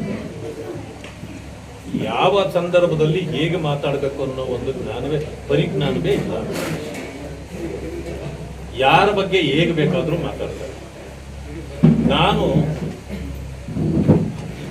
ಹಳ್ಳಿ ಕಡೆ ಒಂದು ಗಾದೆ ಹೇಳ್ತಾರೆ, ನಾನು ಕೆಸರಿನ ಮೇಲೆ ಕಲ್ಲು ಹಾಕೋದಿಲ್ಲ ಯಾವತ್ತು. ಆದ್ರೆ ಇಲ್ಲಿ ಕೆಸರಿದೆ ಅಂತ ಹೇಳಿ ಗೊತ್ತಿಲ್ದಿದ್ದವ್ರಿಗೆ ಹೇಳ್ಬೇಕಲ್ಲ, ಅಷ್ಟೇ ಮಾಡ್ತಾ ಇರೋದು. ಅದು ಕೆಸರಿದೆ ಅಲ್ಲಿ, ನೀವು ಯಾರು ಕಲ್ಲು ಹಾಕ್ಬೇಡಿ ನಿಮ್ಮ ಮೇಲೆ, ಆಮೇಲೆ ನಿಮ್ಮ ಮೇಲೇನೆ ಅದು ಆರುತ್ತೆ ಅಂತ ಅಷ್ಟೇ. ದೇಶದ ಪ್ರಧಾನಮಂತ್ರಿ ಮೋದಿಯವರ ಅಭಿಮಾನ ಇರೋರೆಲ್ಲನೂ ದೇಶದ್ರೋಹಿಗಳು ಅಂತ ನಾಚಿಕೆ ಆಗ್ಬೇಕಲ್ವ? ಯಾಕೆ ಸೋನಿಯಾ ಗಾಂಧಿ ಮೇಲೆ ಅಭಿಮಾನ ಇರ್ಬೇಕಾ? ಇಟಲಿ ಮೇಲೆ ಗಾಂಧಿ ಫ್ಯಾಮಿಲಿಯ ಗುಲಾಮಗಿರಿ ಮಾಡ್ಬೇಕಾ ಎಲ್ರೂ? ಅದು ನೀವು ಮಾಡಿ. ನಾವು ಗುಲಾಮಗಿರಿ ಮಾಡಲ್ಲ, ಅಭಿಮಾನ ತೋರಿಸ್ತೇವೆ. ಯಾಕೆ? ಇವತ್ತು ಎಲ್ಲ ರಾಷ್ಟ್ರಗಳಿಗಿಂತ ಹೆಚ್ಚು ಸುಭದ್ರವಾಗಿರ್ತಕ್ಕಂಥದ್ದು ಭಾರತ ದೇಶ. ಯಾರಿಂದ ಆಗಿದೆ? ಮೋದಿಯವರಿಂದ. ನೆಹರು ಅವರಿಂದ ಹಿಡಿದು ಮನಮೋಹನ್ ಸಿಂಗ್ ಅವರವರೆಗೆ ಲಕ್ಷಾಂತರ ಕೋಟಿಗಳ ಭ್ರಷ್ಟಾಚಾರ ಇತ್ತು. ಮೋದಿಯವರ ಮೇಲೆ ಇದೆಯಾ? ಅಂತಹ ಕಗ್ಗತ್ತಲ ರಾತ್ರಿಗಳ ಕಾಲ ಸ್ವತಂತ್ರ ಬಂದ ನಂತರ ಸಾಮಾಜಿಕ ಅರಿವಾಗಲಿ ರಾಜಕೀಯ ಅರಿವಾಗಲಿ ಜನರಿಗೆ ಇರಲಿಲ್ಲ. ಅವರವರ ಸಮಸ್ಯೆ ಅವ್ರಿಗೆ ಮುಖ್ಯ ಆಗಿತ್ತು. ಮೋದಿಜಿ ಅವರು ಬಂದ ಮೇಲೆ ಇವತ್ತು ಸಾಮಾಜಿಕ ಅರಿವು ಬಂದಿದೆ ಜನರಿಗೆ, ರಾಜಕೀಯ ಪ್ರಜ್ಞೆ ಬಂದಿದೆ. ಪ್ರತಿಯೊಬ್ಬರು ಕೂಡ ರಾಜಕೀಯವನ್ನು ಅರ್ಥ ಮಾಡ್ಕೊಳ್ತಾರೆ. ಅಭಿವೃದ್ಧಿ ಆಗಿದೆಯಾ ಇಲ್ಲ ಈ ದೇಶ ಅಂತ ಅರ್ಥವಾಗುತ್ತೆ. 100 ರೂಪಾಯಿ ಯಾರಾದರೂ ಕದ್ರೂ ಸಂಜೆ ಹೊತ್ತಿಗೆ ಅವ್ರಿಗೆ ಗೊತ್ತಾಗುತ್ತೆ. ಇಂದಿರಾ ಗಾಂಧಿ 1 ಲಕ್ಷ ಕೋಟಿ ರೂಪಾಯಿ ಭ್ರಷ್ಟಾಚಾರ ಮಾಡಿದ್ರು ವರ್ಷಗಳಾದ್ರೂ ಯಾರಿಗೂ ಗೊತ್ತಾಗ್ತಿರ್ಲಿಲ್ಲ. ನೆಹರು ಅವರ ಕಾಲದಲ್ಲೂ ಗೊತ್ತಾಗ್ತಿರ್ಲಿಲ್ಲ. ಆದ್ರೂ ಮನಮೋಹನ್ ಸಿಂಗ್ ಅವರ ಕಾಲದಲ್ಲಿ ನೀವು ಲಕ್ಷಾಂತರ ಕೋಟಿಗಳ ಭ್ರಷ್ಟಾಚಾರ ಮಾಡಿದ್ರಿ. ಅಲ್ಲಿವರೆಗೂ ನಿಮ್ಮ ಭ್ರಷ್ಟಾಚಾರಕ್ಕೆ ಇತಿಶ್ರೀ ಆಡಿ ಮೋದಿಜಿ ಅವರನ್ನ ತಂದ ಮೇಲೆ ಇವತ್ತು ಭ್ರಷ್ಟಾಚಾರ ರಹಿತ, ಕಳಂಕ ರಹಿತ ಒಂದು ಅಭಿವೃದ್ಧಿಯ ದೇಶವನ್ನಾಗಿ ಇವತ್ತು ಮಾಡಿದ್ದಾರೆ. ಅದಕ್ಕೆ ಪ್ರಜಾಪ್ರಭುತ್ವ ರಾಷ್ಟ್ರದಲ್ಲಿ ಚುನಾವಣೆಯಲ್ಲಿ ಗೆದ್ದ 12 ವರ್ಷಗಳು ಅಂದ್ರೆ 4,399 ದಿನಗಳು ಈಗಾಗಲೇ ಅವರು ಕ್ರಾಸ್ ಮಾಡಿ 5 ದಿನಗಳಾಯ್ತು. ಇವತ್ತಿಗೆ 4,404 ದಿನ ಆಗಿದೆ. ಅದೇ ರೀತಿ ಪ್ರಜಾಪ್ರಭುತ್ವ ವ್ಯವಸ್ಥೆಯಲ್ಲಿ ಗೆದ್ದು ಈ ದೇಶ ಆಡಳಿತ ಮಾಡಿದ ನೆಹರೂರವರು 4,398 ದಿನ ಇದ್ದರು. ನಿಮಗೆ ಪರಿಶಿಷ್ಟ ಜಾತಿ ವರ್ಗಗಳ ಸಮಸ್ಯೆನೇ ಗೊತ್ತಿಲ್ಲ. ಅಪ್ಪನ ಆಶೀರ್ವಾದದಲ್ಲಿ ಬೆಳೆದು ಮಂತ್ರಿ ಆಗಿದ್ದೀವಿ. ಆದರೂ ನಮಗೇನು ಹೊಟ್ಟೆ ಉರಿಯಿಲ್ಲ. ಬಾಬಾ ಸಾಹೇಬ್ ಅಂಬೇಡ್ಕರ್ ಅವರು ಕೊಟ್ಟಿರ್ತಕ್ಕಂಥ ಮೀಸಲಾತಿ ಪಡೆದು ಆ ಜನಾಂಗಗಳ ಸಮಸ್ಯೆ ಕೇಳಬೇಕು, ಅವರ ಸಂಕಷ್ಟಗಳಿಗೆ ಪರಿಹಾರ ಕೊಡಬೇಕು. ಅವ್ರು ಇವತ್ತಿಗೂ ಕೂಡ ದನ ಕರುಗಳ ತರ ರೀತಿಯಲ್ಲಿ ಹಳ್ಳಿಗಳಲ್ಲಿ ಬದುಕ್ತಾವ್ರೆ. ಅವರ ಜೀವನ ಮಟ್ಟವನ್ನು ಹೆಚ್ಚಿಸಬೇಕು ಅನ್ನೋದು ಬಾಬಾ ಸಾಹೇಬ್ ಅಂಬೇಡ್ಕರ್ ರವರ ಆಶಯ ಆಗಿತ್ತು. ನೀವೇನ್ ಮಾಡ್ತಿದ್ದೀರಿ? ಆ ಮೀಸಲಾತಿಯನ್ನು ಪಡೆದು ಆ ಜನಾಂಗಗಳ ಕೆಲಸ ಮಾಡದೆ RSS ಕೆಲಸ ಮಾಡಕ್ ಹೋಗ್ತಾ ಇದ್ದೀರಾ ನೀವು. ಬೆಳಗಿಂದ ಸಂಜೆವರೆಗೂ RSS. ಬೇರೆ ಕೆಲಸ ಇಲ್ವಾ ನಿಮಗೆ? RSS ಅನ್ನು ನೀವಲ್ಲ, ನಿಮ್ಮಪ್ಪ ಯಾರು ಏನು ಮಾಡೋಕ್ಕಾಗೋದಿಲ್ಲ. ಯಾಕೆಂದ್ರೆ ನೀವು ಹುಟ್ಟೋದಕ್ಕೂ ಮುಂಚೆ, ನಿಮ್ಮ ತಂದೆಯವರು ಹುಟ್ಟೋದಕ್ಕೂ ಮುಂಚೆ 1925ರಲ್ಲಿ ಹುಟ್ಟಿದೆ. ಅದು ಆವತ್ತು ಬ್ರಿಟಿಷರಿದ್ರು. ಬ್ರಿಟಿಷರ ಕಾಲದಿಂದನೂ ಅದು ಸಂಘಟನೆಯಾಗಿ ಇವತ್ತಿಗೂ ಬರ್ತಾ ಇದೆ. Imran Khan, CTV news, Chintamani.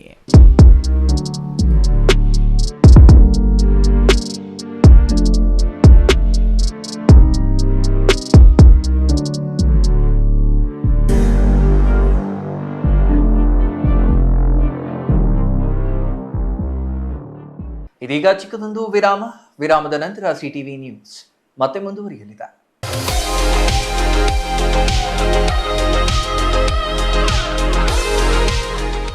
KCN international international ಶಾಲೆ ಆಂಗ್ಲ ಮಾಧ್ಯಮ ಕರ್ನಾಟಕ ಸರ್ಕಾರದಿಂದ ಮಾನ್ಯತೆ ಪಡೆದಿದೆ. ಎಂಜಿ ರಸ್ತೆ, ನಿಮ್ಮಕಲಕುಂಟೆ, ಅಣಕಣಗುಂದಿ ರಸ್ತೆ, Chikkaballapur. Play home, nursery, LKG, UKG ಮತ್ತು 1ನೇ ತರಗತಿಯಿಂದ 10ನೇ ತರಗತಿವರೆಗೆ 2026-27ನೇ ಸಾಲಿನ ದಾಖಲಾತಿಗಳು ಪ್ರಾರಂಭವಾಗಿದೆ. ನಮ್ಮ ಶಾಲೆಯ ವೈಶಿಷ್ಟ್ಯಗಳು: ನುರಿತ ಅನುಭವಿ ಪದವೀಧರ ಶಿಕ್ಷಕರಿಂದ ಬೋಧನೆ, ಸಂವಹನಾತ್ಮಕ ಕಲಿಕೆ, ಪ್ರೀ ನರ್ಸರಿ ಹಂತದಿಂದ ಆಟಪಾಠ, ನೂತನ ವಿಧಾನದಿಂದ ಕಲಿಕೆ, ಬೋಧನಾ ಸಲಕರಣೆಗಳನ್ನು ಹೊಂದಿರುವ ತರಗತಿಗಳು, ಅತ್ಯುತ್ತಮವಾದ ಆಟದ ಮೈದಾನವನ್ನು ಹೊಂದಿರುತ್ತದೆ, ಉತ್ತಮವಾದ ಶಾಲಾ ವಾಹನ ಸೌಲಭ್ಯವಿದೆ. ಪ್ರತಿ ತರಗತಿಯಲ್ಲಿ 30 ಮಕ್ಕಳಿಗೆ ಮಾತ್ರ ಮೀಸಲು. ಡಿಜಿಟಲ್ ಹಾಗೂ ಸ್ಮಾರ್ಟ್ ಬೋರ್ಡ್ನಿಂದ ಉತ್ತಮ ಶಿಕ್ಷಣ. ಮಕ್ಕಳಲ್ಲಿ ಆತ್ಮವಿಶ್ವಾಸ ಹಾಗೂ ಪ್ರತಿಭೆಯನ್ನ ಗುರುತಿಸಿ ಸೂಕ್ತವಾದ ವೇದಿಕೆಯನ್ನ ಕಲ್ಪಿಸಲಾಗುವುದು. ಪ್ರತಿಭಾವಂತ ಬಡ ವಿದ್ಯಾರ್ಥಿಗಳಿಗೆ ಉಚಿತ ಶಿಕ್ಷಣವನ್ನ ನೀಡಲಾಗುವುದು. 8, 9, 10ನೇ ತರಗತಿ ವಿದ್ಯಾರ್ಥಿಗಳಿಗೆ ಮಾತ್ರ. ಶೈಕ್ಷಣಿಕ ಪ್ರವಾಸ, ಅತ್ಯುತ್ತಮವಾದ ಅನುಭವಗಳನ್ನ ಪಡೆಯಬಹುದು. ಇನ್ನು ಯಾಕೆ ತಡ, ಕೂಡಲೇ ಸಂಪರ್ಕಿಸಿ 8050605472. ಕೆಸಿಎನ್ ಇಂಟರ್ನ್ಯಾಷನಲ್ ಶಾಲೆ ಆಂಗ್ಲ ಮಾಧ್ಯಮ ಕರ್ನಾಟಕ ಸರ್ಕಾರದಿಂದ ಮಾನ್ಯತೆ ಪಡೆದಿದೆ. ಎಂಜಿ ರಸ್ತೆ, ನಿಮ್ಮಕಲಕುಂಟೆ, ಅಣಕಣಗುಂದಿ ರಸ್ತೆ, Chikkaballapur.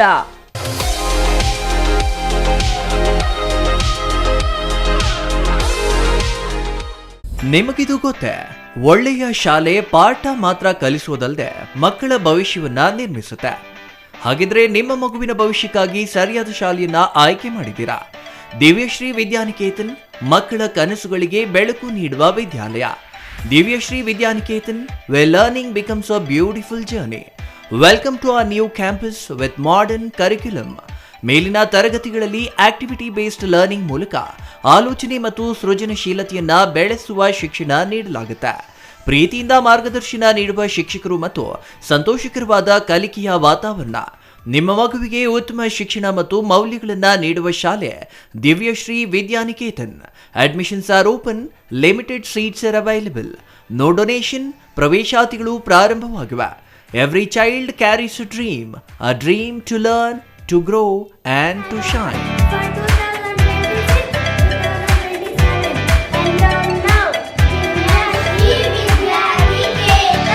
For more details, contact Divyashri Vidyaniketan, recognized by Government of Karnataka, Ashoka Layout, HS Garden, Chikkaballapura. Looking for the perfect place for your child's bright future? Welcome to Dolphins Group of Educational Institutions, where excellence begins from the very first step. Our new Montessori program designed to nurture young minds with care and creativity. With experienced faculty, safe and reliable transport facilities, and separate secure hostel accommodation, we ensure comfort, safety, and quality education at every stage. From foundational learning to higher education, we build confidence, character, and success. Dolphins Group of Educational Institutions, empowering young minds. Admissions open now. ನಿಮ್ಮ ಕನಸಿನ ಮನೆಗೆ ಗುಣಮಟ್ಟದ furniture ಹುಡುಕುತ್ತಿದ್ದೀರಾ? ಹಾಗಾದ್ರೆ ನಿಮ್ಮ ಹುಡುಕಾಟ ಇಲ್ಲಿಯೇ ಮುಗಿಯುತ್ತದೆ. ರಾಮೋಸ್ furniture and ಇಂಟೀರಿಯರ್ಗೆ ಬನ್ನಿ. ಸ್ವಂತ ಫ್ಯಾಕ್ಟರಿಯೊಂದಿಗೆ ಕಾರ್ಯನಿರ್ವಹಿಸುವ ನಂಬಿಕೆಯ ಫರ್ನಿಚರ್ ಶೋರೂಮ್. ಇಲ್ಲಿ ನಿಮಗೆ ಸಿಗುತ್ತೆ ಆಧುನಿಕ ಡಿಸೈನ್ಗಳ ಸೋಫಾ ಸೆಟ್, ಆರಾಮದಾಯಕ ಬೆಡ್ಗಳು, stylish dining set, wardrobe, TV unit ಮತ್ತು ಎಲ್ಲಾ ವಿಧದ ಮನೆ ಹಾಗೂ ಆಫೀಸ್ ಫರ್ನಿಚರ್ ಮತ್ತು ಇಂಟೀರಿಯರ್. ನಮ್ಮದೇ ಸ್ವಂತ ಫ್ಯಾಕ್ಟರಿ, ಮಧ್ಯವರ್ತಿಗಳಿಲ್ಲ. ನೇರವಾಗಿ ಫ್ಯಾಕ್ಟರಿಯಿಂದ ಶೋರೂಮ್ಗೆ. ಉತ್ತಮ ಗುಣಮಟ್ಟ, ಕಡಿಮೆ ಬೆಲೆ, ಕಸ್ಟಮ್ ಡಿಸೈನ್ ಸೌಲಭ್ಯ. ನೀವು ಹೇಳಿದ ಅಳತೆ, ನೀವು ಇಷ್ಟಪಟ್ಟ ಡಿಸೈನ್, ನಿಮ್ಮ ಬಜೆಟ್ಗೆ ತಕ್ಕಂತೆ ಫರ್ನಿಚರ್ ತಯಾರಿಸಿಕೊಡುತ್ತೇವೆ. ಉತ್ತಮ ಗುಣಮಟ್ಟದ ಮರ, ದೃಢವಾದ ನಿರ್ಮಾಣ ಮತ್ತು ದೀರ್ಘಕಾಲಿಕ ಭರವಸೆ, ಇದೇ ನಮ್ಮ ಗುರಿ. ನಮ್ಮ ಶಾಖೆಗಳು ಚಿಕ್ಕಬಳ್ಳಾಪುರ, ಚಿಂತಾಮಣಿ, ಯಲಹಂಕ, ನ್ಯೂ ಟೌನ್. ಇಂದೇ ಭೇಟಿ ನೀಡಿ. ರಾಮೋಸ್ ಫರ್ನಿಚರ್ ಅಂಡ್ ಇಂಟೀರಿಯರ್. ನಮ್ಮ ಫ್ಯಾಕ್ಟರಿ ವಿಳಾಸ ಇಂಡಸ್ಟ್ರಿಯಲ್ ಏರಿಯಾ, ಚಿಕ್ಕಬಳ್ಳಾಪುರ. ಮೊಬೈಲ್ ಸಂಖ್ಯೆ 6361730543, 8660423443, 9845527729, 8050513927. ವಿರಾಮದ ನಂತರ ಸಿಟಿವಿ ನ್ಯೂಸ್ಗೆ ಮತ್ತೆ ಸ್ವಾಗತ. ಶ್ರೀ ಕ್ಷೇತ್ರ ಬಾಳೆಹೊನ್ನೂರು ಶಾಖಾ ಮಠದ 20ನೇ ವಾರ್ಷಿಕೋತ್ಸವವು ಧಾರ್ಮಿಕ, ಸಾಂಸ್ಕೃತಿಕ ಹಾಗೂ ಸಾಮಾಜಿಕ ಸೇವೆಯ ಮಹತ್ವವನ್ನು ಸಾರುವ ಪವಿತ್ರ ಕಾರ್ಯಕ್ರಮವಾಗಿದೆ ಎಂದು ಶ್ರೀ ಕ್ಷೇತ್ರ ಸಿದ್ದರಬೆಟ್ಟದ ಶ್ರೀ ವೀರಭದ್ರ ಶಿವಾಚಾರ್ಯ ಸ್ವಾಮೀಜಿ ಹೇಳಿದರು.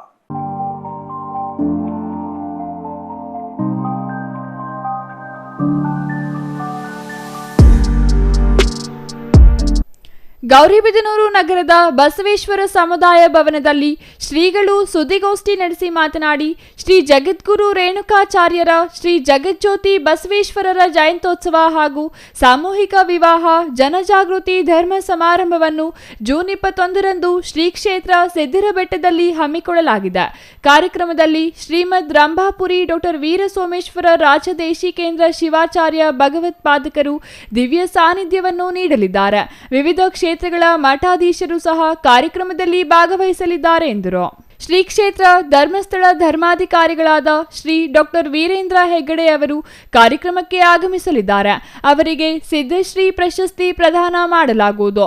ಕೇಂದ್ರದ ರಾಜ್ಯ ಸಚಿವ ವಿ ಸೋಮಣ್ಣ, ರಾಜ್ಯದ ಉಪಮುಖ್ಯಮಂತ್ರಿ ಡಾಕ್ಟರ್ ಜಿ ಪರಮೇಶ್ವರ್, ಶಾಸಕರಾದ KN Rajanna, KH Puttaswamy Gowda, GS Patil ಮುಂತಾದವರು ಭಾಗವಹಿಸಲಿದ್ದಾರೆ ಎಂದು ತಿಳಿಸಿದರು.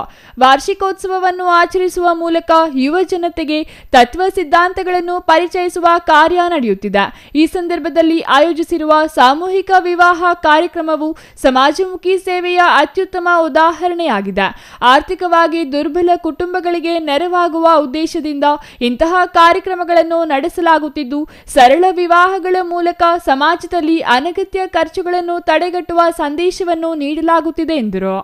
ಈ ಕಾರ್ಯಕ್ರಮವು ಸಮಾಜದಲ್ಲಿ ಸೌಹಾರ್ದತೆ, ಸಮಾನತೆ ಮತ್ತು ಸೇವಾ ಮನೋಭಾವವನ್ನು ಮತ್ತಷ್ಟು ಬಲಪಡಿಸಲಿದೆ ಎಂದು ಸಿದ್ದರಬೆಟ್ಟದ ಶ್ರೀಗಳು ಸುದ್ದಿಗೋಷ್ಠಿಯಲ್ಲಿ ತಿಳಿಸಿದ್ದಾರೆ. ಯಾವುದೇ ರೀತಿಯ ಜಾತಿ ಭೇದವನ್ನು ಮಾಡಲಾರದೆ ಎಲ್ಲರೂ ಸಹಿತ ಒಳ್ಳೆ ಭಕ್ತಿ ಭಾವದಿಂದ ಮಠದ ಎಲ್ಲ ಕಾರ್ಯಗಳಲ್ಲಿ ತಮ್ಮನ್ನು ತಾವು ತೊಡಗಿಸಿಕೊಂಡು ಸೇವೆಯನ್ನ ಮಾಡ್ತಾ ಬಂದಿರುವಂತ ಕಾರಣಕ್ಕಾಗಿಯೇ ಮಠ ಇವತ್ತು ಏನಾದರೂ ಒಂದು ಧಾರ್ಮಿಕ ಕಾರ್ಯಕ್ರಮವನ್ನು ಆಯೋಜನೆಯನ್ನ ಮಾಡಿ ಆ ಕಾರ್ಯಕ್ರಮ ಯಶಸ್ವಿ ಮಾಡ್ತಾ ಇದೆ ಅನ್ನುವಂಥದ್ದನ್ನು ಹೇಳಲಿಕ್ಕೆ ಇಚ್ಛೆ ಪಡ್ತೇವೆ. ಅದಕ್ಕೆ ಇವತ್ತು ಮಠದ ಎಲ್ಲ ಕಾರ್ಯಕ್ರಮಗಳು ಇವತ್ತೇನಾದರೂ ಒಳ್ಳೊಳ್ಳೆ ಕಾರ್ಯಕ್ರಮ ಇವತ್ತು ನಡೀತಾ ಇದ್ರೆ ಅದಕ್ಕೆ ಮೊದಲೇದಾಗಿ ಯಾರು ಕಾರ್ಯಕ್ರಮಗಳು ಅಂತ ಹೇಳಿದ್ರೆ ಎಲ್ಲ ಶ್ರೀ ಮಠದ ಸದ್ಭಕ್ತರು ಅನ್ನುವಂಥದ್ದನ್ನು ಮೊದಲನೇದಾಗಿ ತಿಳಿಸಲಿಕ್ಕೆ ಇಚ್ಛೆ ಪಡ್ತೇವೆ. ಹಾಗೆ ಈ ಕಾರ್ಯಕ್ರಮದ 21ನೇ ತಾರೀಕಿನ ಸಮಾರಂಭವನ್ನು ಪ್ರತಿ ವರ್ಷದಂತೆ ಮಠದ ವಾರ್ಷಿಕೋತ್ಸವವನ್ನು ಮಾಡಿ ರಂಭಾಪುರಿ ಜಗದಗುರುಗಳನ್ನ ಬರಮಾಡಿಕೊಂಡು ಜಗದಗುರುಗಳ ಸಾನ್ನಿಧ್ಯದಲ್ಲಿ ರಾಜಕೀಯ ಮುಖಂಡರನ್ನ ಮತ್ತು ಎಲ್ಲ ಗಣ್ಯಮಾನ್ಯ ವ್ಯಕ್ತಿಗಳನ್ನ, ಎಲ್ಲ ತಾಲೂಕಿನ ಗುರು ಹಿರಿಯರನ್ನು ಬರಮಾಡಿಕೊಂಡು ಕಾರ್ಯಕ್ರಮವನ್ನು ಆಯೋಜನೆ ಮಾಡ್ತಾ ಇದ್ವಿ. ಅದರ ಮಧ್ಯದಲ್ಲಿ ಜೊತೆಯಲ್ಲಿ ಒಂದು 12 ವರ್ಷದ ಹಿಂದೆ ಒಬ್ಬ ಭಕ್ತರೊಂದು ಸಲಹೆ ಕೊಟ್ಟರು. ಯಾರು ಅಂತ ಹೇಳಿದ್ರೆ ನಮ್ಮ ಇನ್ಫೋಸಿಸ್ನ ಅಧ್ಯಕ್ಷರಾಗಿರ್ತಕ್ಕಂಥ ಸುಧಾಮೂರ್ತಿಯವರು, ನಾವು ಅವರು ಗೊರವನಹಳ್ಳಿಯಲ್ಲಿ ಒಂದು ಕಾರ್ಯಕ್ರಮದಲ್ಲಿ ಪಾಲ್ಗೊಂಡಾಗ ಹೀಗೆ ಚಿಕ್ಕನವರ ಪಕ್ಕದಲ್ಲಿ ಯಾವ ಥರ ಕುತ್ಕೊಂಡಿದ್ರೆ ಹಾಗೆ ಪಕ್ಕದಲ್ಲಿ ಕುತ್ಕೊಂಡಾಗ ಅವರು ಮಾತ್ರ, ಸ್ವಾಮೀಜಿ ನೀವು ಮಠದೊಳಗೆ ಸಾಮೂಹಿಕ ವಿವಾಹ ವ್ಯವಸ್ಥೆ ಮಾಡಿ, ನಾನು ನಿಮ್ಮ ಜೊತೆಗೆ ಇರ್ತೀನಿ, ಅದಕ್ಕೆಲ್ಲ ಸಹಕಾರ ಕೊಡ್ತೇನೆ, ಬಡವರಿಗೆ ಅದು ಅನುಕೂಲ ಆಗಲಿ ಸ್ವಾಮೀಜಿ ಅನ್ನುವಂಥ ಮಾತನ್ನು ಆ ತಾಯಿ. ಆ ವರ್ಷ ತಕ್ಷಣದಲ್ಲಿ ಭಕ್ತಾದಿಗಳು ಗಮನಕ್ಕೆ ತೆಗೆದುಕೊಂಡು ಬಂದು ಆ ಭಕ್ತಾದಿಗಳು ಆಯ್ತು ಮುಂದೆ ನಾವೆಲ್ಲ ವ್ಯವಸ್ಥೆ ಮಾಡ್ತೇವೆ, ಅದಕ್ಕೆ ಬರುವಂಥ ಮಾಂಗಲ್ಯಸರಾಗಿ ನಾನು ಕೊಡಿಸ್ತೀನಿ ಎಲ್ಲರೂ ತಯಾರಾಗಲಿ. ಅದೇ ಸಂದರ್ಭ ಒಬ್ಬ ಭಕ್ತರೊಂದು ಧರ್ಮಸ್ಥಳ ವೀರೇಂದ್ರ ಹೆಗ್ಗಡೆ ಅವರ ಸಂಪರ್ಕ ಮಾಡಿದ್ರೆ ಉಚಿತವಾಗಿ ಅವರು ಮಾಂಗಲ್ಯಸರವನ್ನು ಕೊಡಿಸಿಕೊಡ್ತಾರೆ ಅಂತ ಹೇಳಿ ತಕ್ಷಣ ಅವ್ರನ್ನ ಕಳಿಸಿಕೊಟ್ವಿ. ಇಲ್ಲಿವರೆಗೂ ಕನಿಷ್ಠ ಒಂದು 600 ದಾಂಪತ್ಯದಿಂದ ಆ ದಂಪತಿಗಳಾಗಿ ಇವತ್ತು ಅವರು ಪದಾರ್ಪಣೆ ಮಾಡಿದ್ದಾರೆ ದೇವಸ್ಥಾನಕ್ಕೆ. ಆ ಎಲ್ಲ ಸದ್ಭಕ್ತರಿಗೆ ಇಲ್ಲಿವರೆಗೂ ಸಹಿತ ಮಾಂಗಲ್ಯಸರವನ್ನು ಧರ್ಮಸ್ಥಳದ ಕ್ಷೇತ್ರ ಧರ್ಮಾಧಿಕಾರಿಯಾಗಿರ್ತಕ್ಕಂಥ ವೀರೇಂದ್ರ ಹೆಗ್ಗಡೆಯವರೇ ಇದೆಲ್ಲವನ್ನು ಕೊಡು ಮಾಡ್ತಾ ಇದ್ದಾರೆ. ಹಾಗಾಗಿ ಈಗ ಇಷ್ಟು ವರ್ಷದಿಂದ ನಡೀತಕ್ಕಂಥ ಎಲ್ಲ ಕಾರ್ಯಕ್ರಮಕ್ಕೆ ಮತ್ತು ನಮ್ಮ ಭಾಗದಲ್ಲಿ ಈ ಭಾಗ ಏನಿದೆ, ಈ ಭಾಗದಲ್ಲಿ ಯಾವುದಾದ್ರೂ ಒಂದು ದೇವಸ್ಥಾನ ಅಭಿವೃದ್ಧಿ ಆಗಬೇಕಾದ್ರೆ, ಒಂದೇನಾದ್ರೂ ಸಮುದಾಯ ಅಭಿವೃದ್ಧಿ ಆಗಬೇಕಾದ್ರೆ ಅದಕ್ಕೆ ಸಹಕಾರ ಕೊಡ್ತಕ್ಕಂಥ ಹಿನ್ನೆಲೆಯಲ್ಲಿ ಮಠಕ್ಕೆ ಒಂದು ಭಕ್ತರು ಕೇಳಿದಾಗ ಒಂದು ಲೆಟರ್ ಕಳಿಸಿಕೊಟ್ರೆ ಇಲ್ಲಿವರೆಗೂ ಒಂದು ಲೆಟರ್ಗೂ ಸಹಿತ ಇಲ್ಲ ಅನ್ನುವಂಥ ಮಾತು ನಡೆಯಲ್ಲ. ಕನಿಷ್ಠ ಒಂದು ವರ್ಷಕ್ಕೆ 40 ರಿಂದ 50 ಲಕ್ಷ ರೂಪಾಯಿ ಹಣವನ್ನು ನಾವು ಧರ್ಮಸ್ಥಳದ ಸಂಸ್ಥೆಯಿಂದ ತರಿಸ್ತೇವೆ. ಅದಕ್ಕೆ ಅಷ್ಟೆಲ್ಲ ಸಹಕಾರ ಕೊಡ್ತಕ್ಕಂಥ, ಮಾಂಗಲ್ಯಸರವನ್ನು ಕೊಡ್ತಕ್ಕಂಥ ಮತ್ತು ಇಡೀ ರಾಜ್ಯದಲ್ಲಿ ಒಂದು ಸರ್ಕಾರ ಮಾಡತಕ್ಕಂಥ ಕೆಲಸವನ್ನು ಏನಿದೆಯೋ ಅಷ್ಟು ಸರ್ಕಾರ ಮಾಡುವ ರೀತಿಯೊಳಗೆ ಗ್ರಾಮೀಣಾಭಿವೃದ್ಧಿ ಸಂಸ್ಥೆ ಅಂತ ಮಾಡಿ ಇಡೀ ಹಳ್ಳಿಗಳಿಗೆ ಸಂಸ್ಥೆಗಳನ್ನು ಮಾಡಿ ಒಳ್ಳೆಯ ಕೆಲಸವನ್ನು ಮಾಡ್ತಕ್ಕಂಥ ವೀರೇಂದ್ರ ಹೆಗ್ಗಡೆ ಅವರಿಗೆ ಪ್ರತಿ ವರ್ಷಕ್ಕೊಮ್ಮೆ ಕೊಡ್ತಕ್ಕಂಥ ಸಿದ್ಧಶ್ರೀ ಪ್ರಶಸ್ತಿ ಇಲ್ಲದೆ ಅದನ್ನು ಕೊಟ್ಟ ಸೂಕ್ತವಾಗಬಹುದು ಅನ್ನುವಂಥ ಹಿನ್ನೆಲೆಯಲ್ಲಿ ಒಂದು 2-3 ವರ್ಷದಿಂದ ಚಿಂತನೆ ಮಾಡಿದೆ. 2 ವರ್ಷದ ಹಿಂದೆ ಹೋಗಿ ಅವ್ರನ್ನ ಆಮಂತ್ರಣ ಕೊಟ್ಟಾಗ ಇಲ್ಲ ನನಗೆ ಸಮಯ ಇಲ್ಲ, ನಾನು ಮತ್ತೊಂದು ವರ್ಷ ಬರ್ತೀನಿ ಅಂತ ಹೇಳಿದರು. ಮೊನ್ನೆ ಕಳೆದ ಸೋಮವಾರ ಹೋಗಿ ಅವ್ರಿಗೆ ಆಮಂತ್ರಣ ಕೊಟ್ವಿ.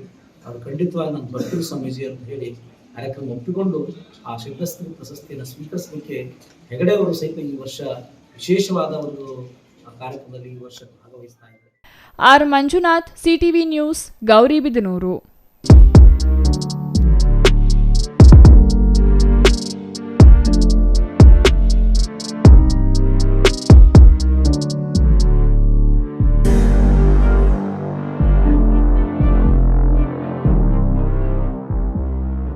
ಕೋಲಾರ ನಗರದ ಜಿಲ್ಲಾ ಕಾಂಗ್ರೆಸ್ ಕಚೇರಿಯಲ್ಲಿ ಭಾನುವಾರ ಹಮ್ಮಿಕೊಂಡಿದ್ದ ಕೆಪಿಸಿಸಿ ಅಧ್ಯಕ್ಷ ಹರಿಪ್ರಸಾದ್ ಅಧಿಕಾರ ಸ್ವೀಕಾರ ಕಾರ್ಯಕ್ರಮದ ಪೂರ್ವಭಾವಿ ಸಭೆಯಲ್ಲಿ ಮಾತನಾಡಿದ ಶಾಸಕ ಕೊತ್ತೂರು ಮಂಜುನಾಥ್, ಕೆಪಿಸಿಸಿ ನೂತನ ಅಧ್ಯಕ್ಷರಾಗಿ ಹರಿಪ್ರಸಾದ್ ಅವರು ಜೂನ್ 21ರಂದು ಅಧಿಕಾರ ಸ್ವೀಕಾರ ಕಾರ್ಯಕ್ರಮ ಬೆಂಗಳೂರಿನಲ್ಲಿ ಹಮ್ಮಿಕೊಂಡಿದ್ದ ಪ್ರತಿ ಕ್ಷೇತ್ರದಿಂದ 1000 ಕಾರ್ಯಕರ್ತರು ಬಂದು ಸಾವಿರಾರು ಸಂಖ್ಯೆಯಲ್ಲಿ ಕಾರ್ಯಕರ್ತರು ಭಾಗವಹಿಸಿ ಕಾರ್ಯಕ್ರಮವನ್ನು ಯಶಸ್ವಿಗೊಳಿಸಬೇಕು ಎಂದರು.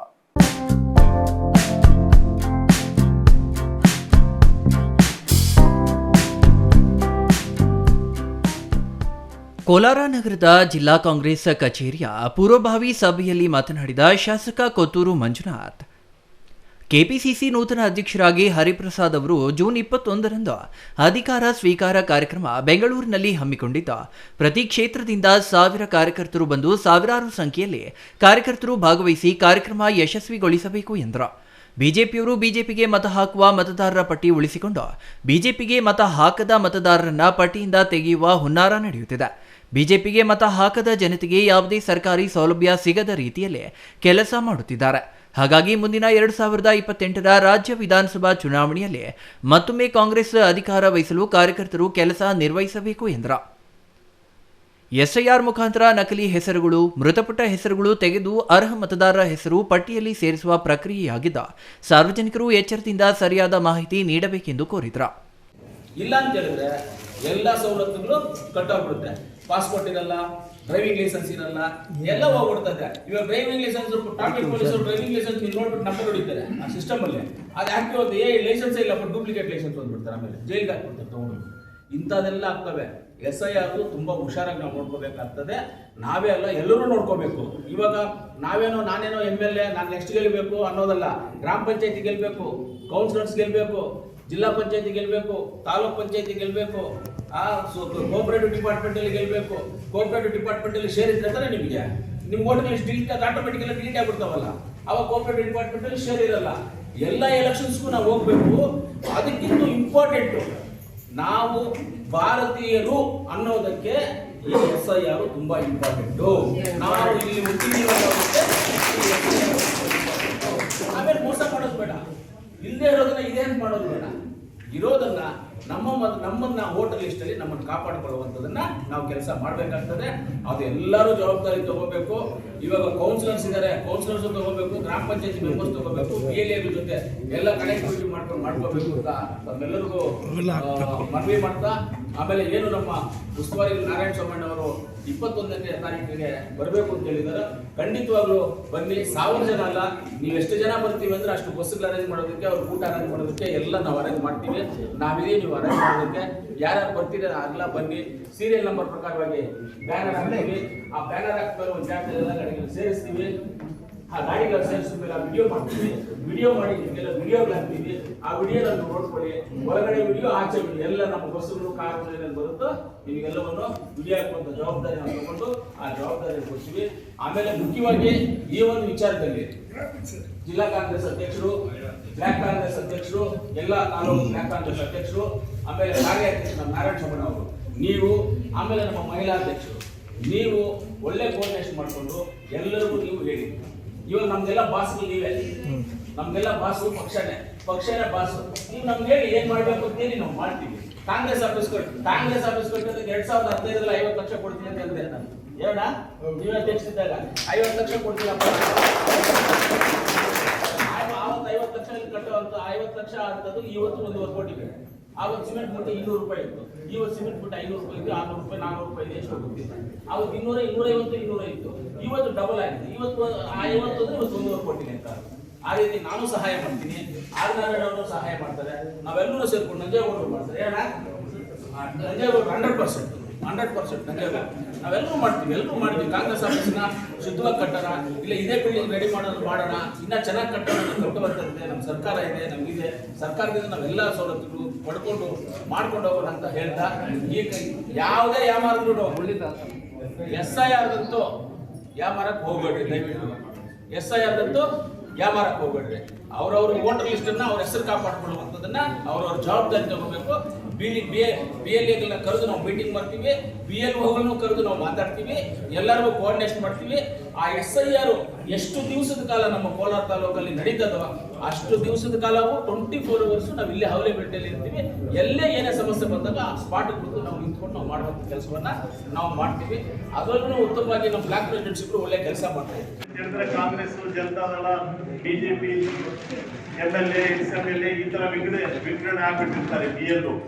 BLAಗಳು BLO ಜೊತೆಗೆ ಹೋಗ್ಬಿಡಿ.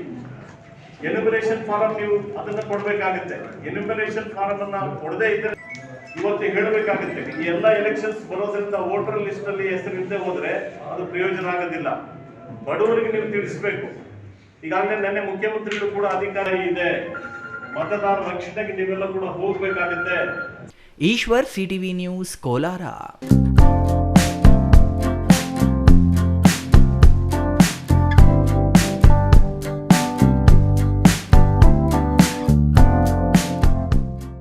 ಅಂಬೇಡ್ಕರ್ ಆದರ್ಶಗಳು ಕೋಟ್ಯಾಂತರ ಜನರಿಗೆ ಪ್ರೇರಣೆಯಾಗಿದೆ ಎಂದು ಶಾಸಕ ದರ್ಶನ್ ಧ್ರುವನಾರಾಯಣ್ ಹೇಳಿದರು. ನಂಜನಗೂಡು ತಾಲೂಕಿನ ಹಲ್ಲೆರೆ ಗ್ರಾಮದಲ್ಲಿ ನೂತನವಾಗಿ ನಿರ್ಮಾಣಗೊಂಡಿರುವ ಅಂಬೇಡ್ಕರ್ ಪುತ್ಥಳಿಯನ್ನ ಅನಾವರಣಗೊಳಿಸಿ ಅವರು ಮಾತನಾಡಿದರು.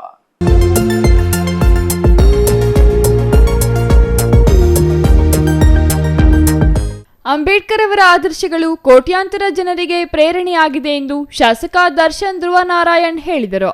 ನಂಜನಗೂಡು ತಾಲೂಕಿನ ಹಲ್ಲೆರೆ ಗ್ರಾಮದಲ್ಲಿ ನೂತನವಾಗಿ ನಿರ್ಮಾಣಗೊಂಡಿರುವ ಅಂಬೇಡ್ಕರ್ ಪುತ್ಥಳಿಯನ್ನು ಅನಾವರಣಗೊಳಿಸಿ ಅವರು ಮಾತನಾಡಿದರು. ಸಮಾನತೆ, ಸಾಮಾಜಿಕ ನ್ಯಾಯ, ಶಿಕ್ಷಣ ಮತ್ತು ಸ್ವಾಭಿಮಾನದ ಕುರಿತಾದ ಅಂಬೇಡ್ಕರ್ ಅವರ ಆದರ್ಶಗಳು ಇಂದಿಗೂ ಕೋಟ್ಯಾಂತರ ಜನರಿಗೆ ಪ್ರೇರಣೆಯಾಗಿದ್ದು, ಅವರ ಚಿಂತನೆಗಳು ಸದಾ ಸಮಾಜಕ್ಕೆ ದಾರಿದೀಪವಾಗಿವೆ. ಬಾಬಾ ಸಾಹೇಬರು ಕಟ್ಟಿಕೊಟ್ಟ ಸಂವಿಧಾನದ ಮೌಲ್ಯಗಳನ್ನು ಕಾಪಾಡುತ್ತಾ ಸಮಾನತೆ ಮತ್ತು ನ್ಯಾಯಯುತ ಸಮಾಜ ನಿರ್ಮಾಣದ ಸಂಕಲ್ಪವನ್ನು ಮತ್ತಷ್ಟು ಬಲಪಡಿಸೋಣ ಎಂದರು. ಮುಖ್ಯಮಂತ್ರಿಗಳು ಹೇಳುವಂತೆ ದೇವರು ವರವನ್ನು ಕೊಡುವುದಿಲ್ಲ, ಶಾಪವನ್ನು ಕೊಡುವುದಿಲ್ಲ, ಅವಕಾಶಗಳನ್ನು ಮಾತ್ರ ಕೊಡುತ್ತಾನೆ. ಅದೇ ರೀತಿ ನೀವು ಜನದೇವತೆಗಳು ನನಗೆ ಸೇವೆ ಮಾಡುವ ಅಮೂಲ್ಯವಾದ ಅವಕಾಶವನ್ನು ನೀಡಿದ್ದೀರಾ. ನಿಮ್ಮ ವಿಶ್ವಾಸಕ್ಕೆ ಸದಾ ಚಿರಋಣಿಯಾಗಿದ್ದು ಕ್ಷೇತ್ರದ ಸಮಗ್ರ ಅಭಿವೃದ್ಧಿ ಹಾಗೂ ಜನರ ಕಲ್ಯಾಣಕ್ಕಾಗಿ ಪ್ರಾಮಾಣಿಕವಾಗಿ ಶ್ರಮಿಸುತ್ತೇನೆ ಎಂದರು. ಇವತ್ತಿನ ದಿವಸ ಬಾಬಾ ಸಾಹೇಬ್ ಅಂಬೇಡ್ಕರ್ ಅವರು ಅವತ್ತು ಶ್ರಮಪಟ್ಟು ಕಷ್ಟಪಟ್ಟು ತ್ಯಾಗ ಮಾಡಿ ಆರೋಗ್ಯವನ್ನು ಕೂಡ ಲೆಕ್ಕಿಸದೆ ಈ ಭಾರತ ದೇಶಕ್ಕೆ ಅಮೂಲ್ಯವಾದಂಥ ಶ್ರೇಷ್ಠವಾದಂತಹ ಗ್ರಂಥವನ್ನು ನಮ್ಮ ದೇಶದ ಸಂವಿಧಾನದ ರೂಪದಲ್ಲಿ ನಮಗೆ ಕೊಟ್ಟಿರಲಿಲ್ಲ ಅಂತ ಹೇಳಿದ್ರೆ ನಾವು ಯಾರು ಕೂಡ ಇವತ್ತು ಇಲ್ಲಿ ಕೊಡಲಿಕ್ಕೆ ಸಾಧ್ಯ ಆಗ್ತಾ ಇರಲಿಲ್ಲ. ಇವತ್ತು ನಾನು ಒಬ್ಬ ಅತಿ ಕಿರಿಯ ವಯಸ್ಸಿನ ಯುವಕ, ನಿಮ್ಮೆಲ್ಲರ ಆಶೀರ್ವಾದದಿಂದ ಶಾಸಕನಾಗಿ ಆಯ್ಕೆಯಾಗಿ ಇಲ್ಲಿ ಕೂತು ಈ ವೇದಿಕೆ ಮೇಲೆ ನಿಂತು ಮಾತನಾಡ್ತಿದ್ದೀನಿ ಅಂತಂದ್ರೆ ಅದು ಬಾಬಾ ಸಾಹೇಬರು ಕೊಟ್ಟಿರೋಂಥ ಸಂವಿಧಾನದಿಂದ ಮಾತ್ರ ಸಾಧ್ಯ ಆಗಿರೋಂಥ. ನಮ್ಮ ತಂದೆಯವರು ಶ್ರೀ ಅಜ್ವಾನ್ರವರು. Kumar, CTV news, Nanjangud.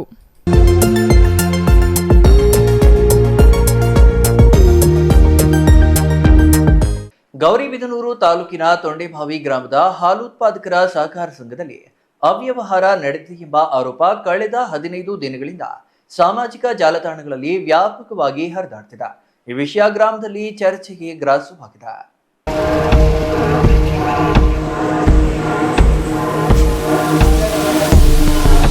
ಗೌರಿಬಿದನೂರು ತಾಲೂಕಿನ ತೊಂಡೆಭಾವಿ ಗ್ರಾಮದ ಹಾಲು ಉತ್ಪಾದಕರ ಸಹಕಾರ ಸಂಘದಲ್ಲಿ ಅವ್ಯವಹಾರ ನಡೆದಿದೆ ಎಂಬ ಆರೋಪ ಕಳೆದ 15 ದಿನಗಳಿಂದ ಸಾಮಾಜಿಕ ಜಾಲತಾಣಗಳಲ್ಲಿ ವ್ಯಾಪಕವಾಗಿ ಹರಿದಾಡುತ್ತಿದ್ದು, ಈ ವಿಷಯ ಗ್ರಾಮದಲ್ಲಿ ಚರ್ಚೆಗೆ ಗ್ರಾಸವಾಗಿದೆ. ಈ ಕುರಿತು ತೊಂಡೆಬಾವಿ ಹಾಲು ಉತ್ಪಾದಕರ ಸಹಕಾರ ಸಂಘದ ಮುಂಭಾಗದಲ್ಲಿ ಗ್ರಾಮಸ್ಥರು ಹಾಗೂ ಯುವಕರು ಸುದ್ದಿಗೋಷ್ಠಿ ನಡೆಸಿ ತಮ್ಮ ಆತಂಕವನ್ನ ವ್ಯಕ್ತಪಡಿಸಿದರು. ಸುದ್ದಿಗೋಷ್ಠಿಯನ್ನು ಉದ್ದೇಶಿಸಿ ಮಾತನಾಡಿದ ಗ್ರಾಮದ ಯುವ ಮುಖಂಡ ಯತೀಶ್ ನಾಯಕ, ಹಾಲು ಸಂಘವು ಗ್ರಾಮ ರೈತರ ನಂಬಿಕೆಯ ಸಂಸ್ಥೆಯಾಗಿದ್ದ ಅದರ ಬಗ್ಗೆ ಅವ್ಯವಹಾರದ ಆರೋಪಗಳು ಕೇಳಿಬರುತ್ತಿರುವುದು ಗ್ರಾಮದ ಗೌರವಕ್ಕೆ ಧಕ್ಕೆಯಾಗುವ ವಿಚಾರವಾಗಿದೆ. ಆದ್ದರಿಂದ ಸಂಬಂಧಪಟ್ಟ ಅಧಿಕಾರಿಗಳು ಕೂಡಲೇ ಸಂಘದ ಆಡಳಿತ ಹಾಗೂ ಆರ್ಥಿಕ ವ್ಯವಹಾರಗಳ ಬಗ್ಗೆ ಸಮಗ್ರ ತನಿಖೆ ನಡೆಸಿ ಸತ್ಯಾಸತ್ಯತೆಯನ್ನ ಬಹಿರಂಗಪಡಿಸಬೇಕು ಎಂದು ಆಗ್ರಹಿಸಿದರು. ಇದು ಸಾಮಾಜಿಕ ಜಾಲತಾಣದಲ್ಲಿ ಓಡಾಡ್ತಾ ಇರೋ ಪ್ರಕಾರ ಹೇಳಿದ್ರೆ 80 ಲಕ್ಷ ಸ್ಕ್ಯಾಮ್ ಆಗ್ತಿದೆ ಅಂತ ಓಡಾಡ್ತಾ ಇದೆ. ಇದನ್ನ ಅವರ ಲೆಕ್ಕ ಪುಸ್ತಕದಲ್ಲಿ ಎಲ್ಲರಿಗೂ ಸಾಮಾಜಿಕವಾಗಿ ತೋರಿಸಿ ಇಲ್ಲಿ ಒಂದು ಸಭೆ ನಡೆಸಿ ಇಲ್ಲಿ ಯಾವುದೇ ರೀತಿ ಸ್ಕ್ಯಾಮ್ ನಡೆದಿಲ್ಲ ಅಂದ್ರೆ ಅದನ್ನ ಬಹಿರಂಗಪಡಿಸಿ ಎಲ್ಲರಿಗೂ ಇಲ್ಲಿರುವ ಎಲ್ಲ ಲೆಕ್ಕ ಪುಸ್ತಕದ ಪ್ರಕಾರ ಯಾವುದೇ ರೀತಿ ಸ್ಕ್ಯಾಮ್ ನಡೆದಿಲ್ಲ ಅಂದ್ರೆ ತೋರಿಸಿದ್ರೆ ನಮಗೂ ಒಂಥರ ಸಮಾಧಾನ. ನಮ್ಮೂರಲ್ಲಿ ಯಾವುದೇ ರೀತಿ ಸ್ಕ್ಯಾಮ್ ಆಗೋದಕ್ಕೆ ಚಾನ್ಸ್ ಇಲ್ಲ.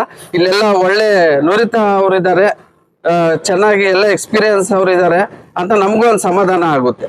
ಅವರು ಮುಂದುವರಿಸಿ, ಆರೋಪಗಳು ನಿಜವಾಗಿದ್ದರೆ ತಪ್ಪಿತಸ್ಥರ ವಿರುದ್ಧ ಕಾನೂನು ಕ್ರಮ ಕೈಗೊಳ್ಳಬೇಕು. ಆರೋಪಗಳು ಸುಳ್ಳಾಗಿದ್ದರೆ ರೈತರು ಹಾಗೂ ಸಾರ್ವಜನಿಕರಲ್ಲಿ ಉಂಟಾಗಿರುವ ಗೊಂದಲವನ್ನು ನಿವಾರಿಸಬೇಕು ಎಂದರು. ಈ ಸಂದರ್ಭದಲ್ಲಿ ಗ್ರಾಮದ ಹಿರಿಯರು, ರೈತರು ಹಾಗೂ ಯುವಕರು ಉಪಸ್ಥಿತರಿದ್ದರು. ಹಾಲು ಸಂಘದ ಕಾರ್ಯಚಟುವಟಿಕೆಗಳ ಕುರಿತು ಪಾರದರ್ಶಕ ತನಿಖೆ ನಡೆಸುವಂತೆ ಒತ್ತಾಯಿಸಿದರು. ಗ್ರಾಮದ ಮುಖಂಡ ಗಂಗರಾಜು ಮಾತನಾಡಿ, ತೊಂಡೆಬಾವಿ ಹಾಲು ಉತ್ಪಾದಕರ ಸಹಕಾರ ಸಂಘದಲ್ಲಿ ಅವ್ಯವಹಾರ ನಡೆದಿರುವ ಕುರಿತು ಕಳೆದ ಕೆಲವು ದಿನಗಳಿಂದ ಸಾಮಾಜಿಕ ಜಾಲತಾಣಗಳಲ್ಲಿ ವಿವಿಧ ಆರೋಪಗಳು ಮತ್ತು ಚರ್ಚೆಗಳು ಹರಿದಾಡುತ್ತಿವೆ. ಈ ವಿಷಯದ ಬಗ್ಗೆ ಸಂಘದ ಆಡಳಿತ ಮಂಡಳಿಯಿಂದ ಯಾವುದೇ ಸ್ಪಷ್ಟನೆ ಅಥವಾ ಪ್ರತಿಕ್ರಿಯೆ ಬಾರದಿರುವುದು ಗ್ರಾಮಸ್ಥರಲ್ಲಿ ಅನುಮಾನಕ್ಕೆ ಕಾರಣವಾಗಿದೆ. ಹೀಗಾಗಿ ಸತ್ಯಾಸತ್ಯತೆ ಬಹಿರಂಗವಾಗಬೇಕು ಹಾಗೂ ಸಂಬಂಧಪಟ್ಟ ಅಧಿಕಾರಿಗಳು ಸೂಕ್ತ ತನಿಖೆ ನಡೆಸಬೇಕು ಎಂದು ಆಗ್ರಹಿಸಿದ್ರು. ದುಡ್ಡು ತಿಂದಾಕಿದ್ದಾರೆ. ಲೋಕಲ್ ಸೇಲ್ ಆಗ್ತಿತ್ತು, ದಿನ ಇಲ್ಲಿ 25ರಿಂದ 40 ಲೀಟರ್ ಲೋಕಲ್ ಸೇಲ್ ಆಗ್ತಿತ್ತು. ಆದ್ರೆ ಆ ಲೋಕಲ್ ಸೇಲ್ ಅಲ್ಲಿ ಕಮ್ಮಿ ತೋರಿಸಿ ಸ್ಕ್ಯಾಮ್ ಮಾಡಿದ್ದಾರೆ ಅಂತ ಹೇಳ್ಬಿಟ್ಟು ಆರೋಪ ಬಂದಿದೆ. ಇಷ್ಟು ತಗೊಂಡ್ರ ವಿಷಯನೇ, ಅಷ್ಟು ತಗೊಂಡ್ರ ವಿಷಯನೇ. ಈ ಕಾಲದಲ್ಲಿ ಯಾರು ಸತ್ಯಹರಿಶ್ಚಂದ್ರ ಇಲ್ಲ ಅಂತ ಹೇಳ್ಬೋದು. ಬಟ್ ರೈತರಿಗೆ ಮೋಸ ಆದ್ರೆ ಅದು ದೊಡ್ಡ ಅಪರಾಧ, ದೊಡ್ಡ ತಪ್ಪು. 100 ರೂಪಾಯಿ ತಿಂದಿದ್ರು ತಪ್ಪೆ, 1000 ರೂಪಾಯಿ ತಿಂದ್ರು ತಪ್ಪೆ, 1,00,000 ರೂಪಾಯಿ ತಿಂದ್ರು ತಪ್ಪೆ. ಇವ್ರು ಹೇಳ್ತಾರೆ ಯಾರೇನು ಸತ್ಯಹರಿಶ್ಚಂದ್ರ ಇದಾರ? ಸತ್ಯಹರಿಶ್ಚಂದ್ರ ಯಾರು ಇಲ್ಲ ಇರ್ಬೋದು, ಆದ್ರೆ 100 ರೂಪಾಯಿ ತಿಂದ್ರು ತಪ್ಪೇ ಅಲ್ವಾ? ಆರೋಪನೇ ಅಲ್ವಾ? 100 ರೂಪಾಯಿ ಕಳ್ತನ ಮಾಡಿದ್ರು ಕಳ್ಳನೇ ಅಂತಾರೆ, ಇಷ್ಟ ತಗೊಂಡು ವಿಷ ತಿಂದ್ರು ವಿಷ ಕುಡಿದು ಸತ್ತೋದಾನೆ ಅಂತಾರೆ. ಗಮನಕ್ಕಿರ್ಲಿಲ್ಲ. 15 ದಿನಕ್ಕೆ ಮುಂಚೆ ಸಾಮಾಜಿಕ ಜಾಲತಾಣದಲ್ಲಿ ಒಂದು ಪೋಸ್ಟ್ ಬರುತ್ತೆ. ಅಲ್ಲಿಂದ ನಾವು ಇದನ್ನ ಸತ್ಯಾಂಶವನ್ನು ಹುಡ್ಕೊಂಡು ಹೋದಾಗ ನಮಗೂ 100% ಸತ್ಯ ಗೊತ್ತಿಲ್ಲ, ಒಂದು 90% ಗೊತ್ತು. ಬಟ್ ಯಾರ ಮೇಲೂ ನಾವು ಆರೋಪ ಮಾಡಕ್ಕೆ ಇಲ್ಲಿ ಬಂದಿಲ್ಲ. ಪಕ್ಷಭೇದ ಬಿಟ್ಟು ರೈತರಿಗೆ ಅನ್ಯಾಯ ಆಗ್ತಾ ಇದೆ ಅಂತಕ್ಕೋಸ್ಕರ ಮಾತ್ರ ನಾವಿಲ್ಲಿ ಬಂದಿದ್ದೀವಿ. R Manjunath, CTV news, Gauribidanur.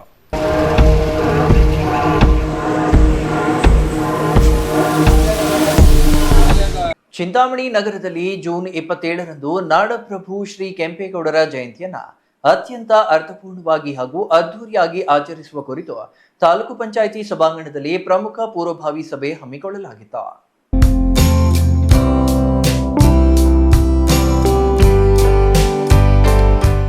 Chintamani ನಗರದಲ್ಲಿ ಜೂನ್ 27ರಂದು ನಾಡಪ್ರಭು ಶ್ರೀ ಕೆಂಪೇಗೌಡರ ಜಯಂತಿಯನ್ನ ಅತ್ಯಂತ ಅರ್ಥಪೂರ್ಣವಾಗಿ ಹಾಗೂ ಅದ್ದೂರಿಯಾಗಿ ಆಚರಿಸುವ ಕುರಿತು ತಾಲೂಕು ಪಂಚಾಯಿತಿ ಸಭಾಂಗಣದಲ್ಲಿ ಪ್ರಮುಖ ಪೂರ್ವಭಾವಿ ಸಭೆ ಹಮ್ಮಿಕೊಳ್ಳಲಾಗಿತ್ತು. ಕರ್ನಾಟಕ ಕೆಂಪೇಗೌಡ ಒಕ್ಕಲಿಗರ ಸಂಘ ಹಾಗೂ ಚಿಂತಾಮಣಿ ತಾಲೂಕಿನ ಒಕ್ಕಲಿಗರ ಕುಲಬಾಂಧವರಿಂದ ನಡೆಯಲಿರುವ ಈ ಕಾರ್ಯಕ್ರಮವನ್ನು ಯಶಸ್ವಿಗೊಳಿಸಲು ಸಭೆಯಲ್ಲಿ ಚರ್ಚಿಸಲಾಯಿತು. ಬೆಂಗಳೂರಿನ ನಿರ್ಮಾತೃ ಕೆಂಪೇಗೌಡರ ಕೊಡುಗೆಗಳು ಕೇವಲ ಒಂದು ಸಮುದಾಯಕ್ಕೆ ಸೀಮಿತವಾಗಿಲ್ಲ. ಅವರ ಆದರ್ಶ ಮತ್ತು ದೂರದೃಷ್ಟಿತ್ವ ಇಂದಿನ ಪೀಳಿಗೆಗೆ ತಲುಪಿಸಲು ಎಲ್ಲರೂ ಒಗ್ಗಟ್ಟಿನಿಂದ ಪಕ್ಷಾತೀತವಾಗಿ ಕೈಜೋಡಿಸಬೇಕೆಂದು ಸಮುದಾಯದ ಪ್ರಮುಖರು ಕರೆ ನೀಡಿದ್ರು. ಕೆಲವು ಕಮಿಟಿಗಳು ಮಾಡಿದ್ದೀವಿ. ಜೊತೆಗೆ ಅಕಸ್ಮಾತ್ ಏನಾದರೂ ಯಾರಿಗಾದರೂ ಬರದೇ ಇದ್ರೆ ವಾಟ್ಸಪ್ ಮುಖಾಂತರ ಅವ್ರಿಗೆ ಮೆಸೇಜ್ ಹೋಗ್ತದೆ. ಅವರಷ್ಟಕ್ಕೂ ಯಾರು ನಾನು ದೊಡ್ಡವನು ಅಂತೇನಿಲ್ಲ. ಇಲ್ಲಿ ಎಲ್ಲ ಒಕ್ಕಲಿಗರು ದೊಡ್ಡವ್ರೆ, ಎಲ್ಲ ಒಕ್ಕಲಿಗ ಬಾಂಧವರು ದೊಡ್ಡವ್ರೆ. ಇಲ್ಲಿ ಯಾರು ಹಿರಿಯರು ಕಿರಿಯರು ಏನಿಲ್ಲ, ಎಲ್ಲ ಒಕ್ಕಲಿಗ ಬಾಂಧವರು ಅಷ್ಟೇ ಅಂತ ತಿಳ್ಕೊಂಡು ಈ 27ನೇ ತಾರೀಕು IBಯಿಂದ ಹೊರಟು ನಾವು ಎಲ್ಲ ಸರ್ಕಲ್ಗಳು ಮಾಮೂಲಿ ಬೆಂಗಳೂರು ಸರ್ಕಲ್ಲು ಮತ್ತು ಇದು ಗಜಾನ ಸರ್ಕಲ್ಲು, PCR ಸರ್ಕಲ್ಲು ಮತ್ತು ಚೇಳೂರು ಸರ್ಕಲ್ಲಿಂದ ವಾಪಸ್ ಬಂದು ನಾವು ಇಲ್ಲಿ ಮೀಟಿಂಗನ್ನು ಆವರಣಕ್ಕೆ ಬಂದು ಇಲ್ಲಿ ಸಭೆ ನಡೆಸಿ ಮಕ್ಕಳಿಗೆ ನಾವು ಚೆನ್ನಾಗಿ ಓದಿರುವಂಥ ಮಕ್ಕಳಿಗೆ ಪುರಸ್ಕಾರವನ್ನು ಕೊಟ್ಟು ಇಲ್ಲೆಲ್ಲ ವಿಜೃಂಭಣೆಯಿಂದ ನಡೀತದೆ.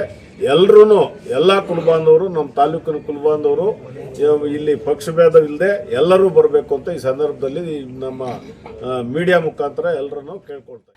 ಜೂನ್ 27ರಂದು ತಾಲೂಕು ರಾಷ್ಟ್ರೀಯ ಹಬ್ಬಗಳ ಆಚರಣಾ ಸಮಿತಿಯಿಂದ ನಡೆಯುವ ಜಯಂತಿಯೊಂದಿಗೆ ಸಮುದಾಯದ ಮುಖಂಡರು ಸಕ್ರಿಯವಾಗಿ ಪಾಲ್ಗೊಳ್ಳಲಿದ್ದಾರೆ. ಅಂದು ನಗರದ ಪ್ರಮುಖ ರಸ್ತೆಗಳಲ್ಲಿ ಕೆಂಪೇಗೌಡರ ಭಾವಚಿತ್ರದೊಂದಿಗೆ ವಿವಿಧ ಕಲಾ ತಂಡಗಳನ್ನೊಳಗೊಂಡ ಭವ್ಯ ಮೆರವಣಿಗೆಯನ್ನ ನಡೆಸಲು ತೀರ್ಮಾನಿಸಲಾಗಿದೆ.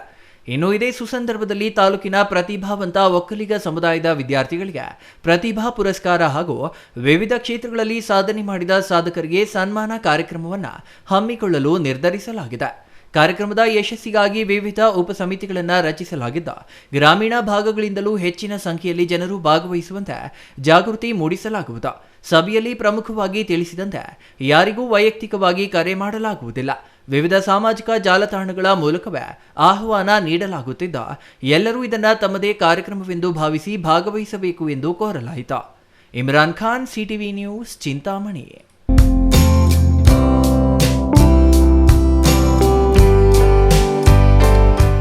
ಶಿಡ್ಲಘಟ್ಟ ನಗರದ ನ್ಯಾಯಾಲಯದಲ್ಲಿ ಪ್ರಕರಣಗಳ ಸಂಖ್ಯೆ ಹೆಚ್ಚಿರುವುದರಿಂದ ವಾರದಲ್ಲಿ 3 ದಿನಗಳ ಕಾಲ ಅಪರ ಜಿಲ್ಲಾ ನ್ಯಾಯಾಲಯವನ್ನು ಶಿಡ್ಲಘಟ್ಟದಲ್ಲಿ ಮಧ್ಯಂತರವಾಗಿ ನ್ಯಾಯಪೀಠಾಸನ ಕಾರ್ಯನಿರ್ವಹಿಸುವಂತೆ ಮಾಡಿಕೊಡುವುದಾಗಿ ಉಚ್ಚ ನ್ಯಾಯಾಲಯ ಚಿಕ್ಕಬಳ್ಳಾಪುರ ಆಡಳಿತಾತ್ಮಕ ನ್ಯಾಯಾಧೀಶ ಹಂಚಾಟೆ ಸಂಜೀವ್ ಕುಮಾರ್ ಹೇಳಿದರು.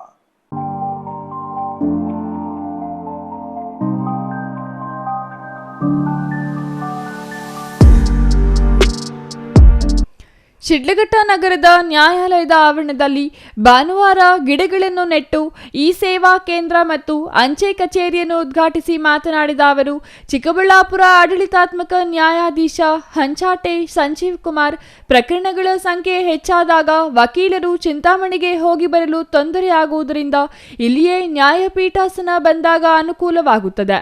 ನ್ಯಾಯಾಲಯದ ಆವರಣದಲ್ಲಿ ಈ ಸೇವಾ ಕೇಂದ್ರಗಳನ್ನು ಸ್ಥಾಪಿಸುವ ಮುಖ್ಯ ಉದ್ದೇಶವೆಂದರೆ ವಕೀಲರಿಗೆ ಮತ್ತು ದಾವೆದಾರರಿಗೆ ಡಿಜಿಟಲ್ ತಂತ್ರಜ್ಞಾನದ ಮೂಲಕ ನ್ಯಾಯಾಲಯದ ಸೇವೆಗಳನ್ನು ಸುಲಭವಾಗಿ, ಪಾರದರ್ಶಕವಾಗಿ ಮತ್ತು ವೇಗವಾಗಿ ಒದಗಿಸುವುದಾಗಿದೆ.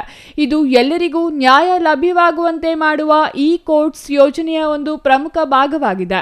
ಇದನ್ನು ಸದುಪಯೋಗ ಪಡಿಸಿಕೊಳ್ಳಿ ಎಂದರು. ಹಳೆಯ ಕೇಸ್ ಏನಿದೆ 5 ವರ್ಷ ಮತ್ತು ಮೇಲ್ಪಟ್ಟ ಕೇಸ್, ಅವುಗಳ ಶೀಘ್ರ ವಿಲೇವಾರಿಗೆ ನಮ್ಮ ನ್ಯಾಯಾಧೀಶರಿಗೆ ಸಹಕಾರ ಕೊಡಲಿಕ್ಕೆ ಕೇಳಬೇಕು. ಶೀಘ್ರ ವಿಲೇವಾರಿಗೆ, ಯಾಕಂದರೆ ಸನ್ಮಾನ್ಯ ಪಾಲ್ಪುರೆಡ್ಡಿ ಅವರು ವೀರ ವಕೀಲರು ಕಕ್ಷಿದಾರರಿಗೆ ಬಹಳ ಕಾಳಜಿ ವಹಿಸಿ ಮಾತಾಡಿದರು. ಅದರ ಮುಂದುವರೆದ ಭಾಗವಾಗಿ ಇವತ್ತು ನಮ್ಮ ಕಕ್ಷಿದಾರರಿಗೆ ಶೀಘ್ರ ಮತ್ತು ನೈಜ ನ್ಯಾಯ ಬೇಕಾಗಿದೆ. ಈ ಶೀಘ್ರ ಮತ್ತು ನೈಜ ನ್ಯಾಯವನ್ನು ದೊರಕಿಸಿಕೊಡ್ತಕ್ಕಂಥ ನಿಟ್ಟಿನಲ್ಲಿ ನ್ಯಾಯಾಧೀಶರು ಮತ್ತು ವಕೀಲರು ಬಹಳ ಕೆಲಸ ಮಾಡಬೇಕಾಗುತ್ತೆ. ಇದು ಪರಸ್ಪರ ಒಂದೇ ಅರ್ಥದ 2 ಗಾಲಿ ಇದ್ದ ಹಾಗೆ, ನ್ಯಾಯಾಧೀಶರು ಮತ್ತು ವಕೀಲರು. ಹೀಗಾಗಿ ಕಕ್ಷಿದಾರ ಬಂಧುಗಳು ಅಂತ ಅರ್ಥ ಇದೆ, ಆ ಅರ್ಥವನ್ನು ನಾವು ಮುಂದೆ ಒಯ್ಯಬೇಕು ಅಂತೇಳಿದರೆ ನ್ಯಾಯಾಧೀಶರು ಮತ್ತು ವಕೀಲರು ಕೂಡಿ ಸಮರಸತೆಯಿಂದ ಕಕ್ಷಿದಾರರಿಗೆ ಶೀಘ್ರ ಮತ್ತು ನೈಜ ನ್ಯಾಯ ಕೊಡುವಂಥ ನಿಟ್ಟಿನಲ್ಲಿ ನಾವು ಕೆಲಸ ಮಾಡಬೇಕು. ಅದರಲ್ಲೂ ಬಹಳ ಮುಖ್ಯವಾಗಿ ಹಳೆಯ ಕೇಸ್ಗಳಿದೆ, ಹಳೆಯ ಪ್ರಕರಣಗಳು 5 ವರ್ಷಕ್ಕೆ ಮೇಲ್ಪಟ್ಟು ಅವನ್ನ ಫೋಕಸ್ ಮಾಡಿದ್ದು ದಯವಿಟ್ಟು ಎಲ್ಲ ವಕೀಲ ಮಿತ್ರರು, ವಕೀಲ ಬಂಧುಗಳು ಫೋಕಸ್ ಮಾಡಿ, ಹಾಗೆ ನ್ಯಾಯಾಧೀಶರ ಮನೆ ಮಾಡಿಕೊಡ್ತಾರೆ, ನಾವು ಫೋಕಸ್ ಮಾಡಿ ಹಳೆಯ ಕೇಸ್ಗಳನ್ನು ಶೀಘ್ರ ಹೇಗೆ ನಾವು ಮಾಡಬೇಕು, ತೀರ್ಮಾನ ಮಾಡಬೇಕಂತ ನಾವು ದಯವಿಟ್ಟು ಸಹಕಾರ ಪಡೆದಾಗ ಕೇಳ್ಕೊಳ್ತೀವಿ. ನಾನು 2 ಕೋಟಿ ಕೊಡ್ತೇನೆ, ಕೊಡಿ. ಭಾಳ ಸಂತೋಷ. ನನ್ನ ಮನೆಗೆ ತಾವು ಭಾಳ ಸಕಾರಾತ್ಮಕ ಸ್ಪಂದಿಸಿದ್ರಿ. ನಿಮ್ಮ ಶಿಡ್ಲಘಟ್ಟ ಈ ತಾಲೂಕು ಒಂದು ಸರಳ ಸಜ್ಜನಿಕೆ ಮತ್ತು ಸರಳತೆಗೆ ಮತ್ತು ಶ್ರಮ ವಹಿಸಿ ದುಡಿತಕ್ಕಂಥ ಶ್ರಮಿಕ ವರ್ಗ, ರೈತರು ಮತ್ತೆಲ್ಲ ಕಾರ್ಮಿಕ ಬಂಧುಗಳು, ಎಲ್ಲ ವ್ಯಾಪಾರಸ್ಥರು ಎಲ್ಲರಿದ್ದೀರಿ. ಈಗ ಶಿಡ್ಲಘಟ್ಟ ತಾಲೂಕನ್ನು ನಾವು ಇನ್ನಷ್ಟು ಹೆಚ್ಚಿನ ಪ್ರಗತಿ ತಗೊಂಡು ಹೋಗೋಣಂತೆ. ಗಿಡಗಳು ನಮ್ಮ ಜೀವನದ ಆಧಾರವಾಗಿದೆ. ಗಿಡ ನೆಡುವುದರಿಂದ ಪರಿಸರ ಸಂರಕ್ಷಣೆ, ಶುದ್ಧ ಗಾಳಿ, ಮಳೆ ಹೆಚ್ಚಳ ಹಾಗೂ ಭೂಮಿಯ ಸಮತೋಲನ ಕಾಪಾಡಲು ಸಾಧ್ಯವಾಗುತ್ತದೆ. ಇಂದು ನಾವು ನೆಡುವ ಒಂದು ಗಿಡ ಭವಿಷ್ಯದ ಪೀಳಿಗೆಗೆ ಅಮೂಲ್ಯವಾದ ಕೊಡುಗೆಯಾಗುತ್ತದೆ. ಪ್ರತಿಯೊಬ್ಬರೂ ಗಿಡಗಳನ್ನು ನೆಡುವುದರ ಜೊತೆಗೆ ಅವುಗಳನ್ನು ಸಂರಕ್ಷಿಸುವ ಜವಾಬ್ದಾರಿಯನ್ನು ಸಹ ವಹಿಸಬೇಕು. ಹಸಿರು ಪರಿಸರ ನಿರ್ಮಾಣವು ನಮ್ಮೆಲ್ಲರ ಕರ್ತವ್ಯವಾಗಿದೆ. ಮಿಯಾವಾಕಿ ಪದ್ಧತಿಯ ಮೂಲಕ ಗಿಡಗಳನ್ನು ನೆಡುವುದರಿಂದ ಕಡಿಮೆ ಜಾಗದಲ್ಲಿಯೇ ದಟ್ಟವಾದ ಅರಣ್ಯವನ್ನು ನಿರ್ಮಿಸಬಹುದು. ಇದು ಪರಿಸರ ಸಂರಕ್ಷಣೆ, ವಾಯು ಮಾಲಿನ್ಯ ನಿಯಂತ್ರಣ, ಭೂಗರ್ಭ ಜಲಮಟ್ಟದ ವೃದ್ಧಿ ಹಾಗೂ ಜೈವ ವೈವಿಧ್ಯತೆಯ ರಕ್ಷಣೆಗೆ ಸಹಕಾರಿಯಾಗಿದೆ ಎಂದರು. ಛಾಯಾ Ramesh, CTV news, Sidlaghatta.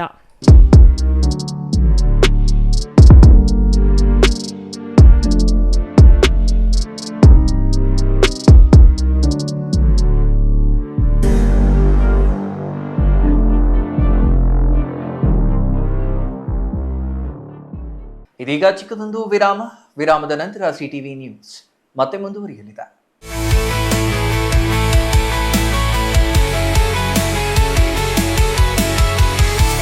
Shri Sarovar resort ಹುಟ್ಟುಹಬ್ಬ, ನಿಶ್ಚಿತಾರ್ಥ, ಬೀಗರ ಊಟ, ಕಾರ್ಯಕ್ರಮ ಯಾವುದೇ ಇರಲಿ, ನಿಮ್ಮ ಸಂಭ್ರಮ Shri Sarovar ರೆಸಾರ್ಟಿನಲ್ಲಿರಲಿ.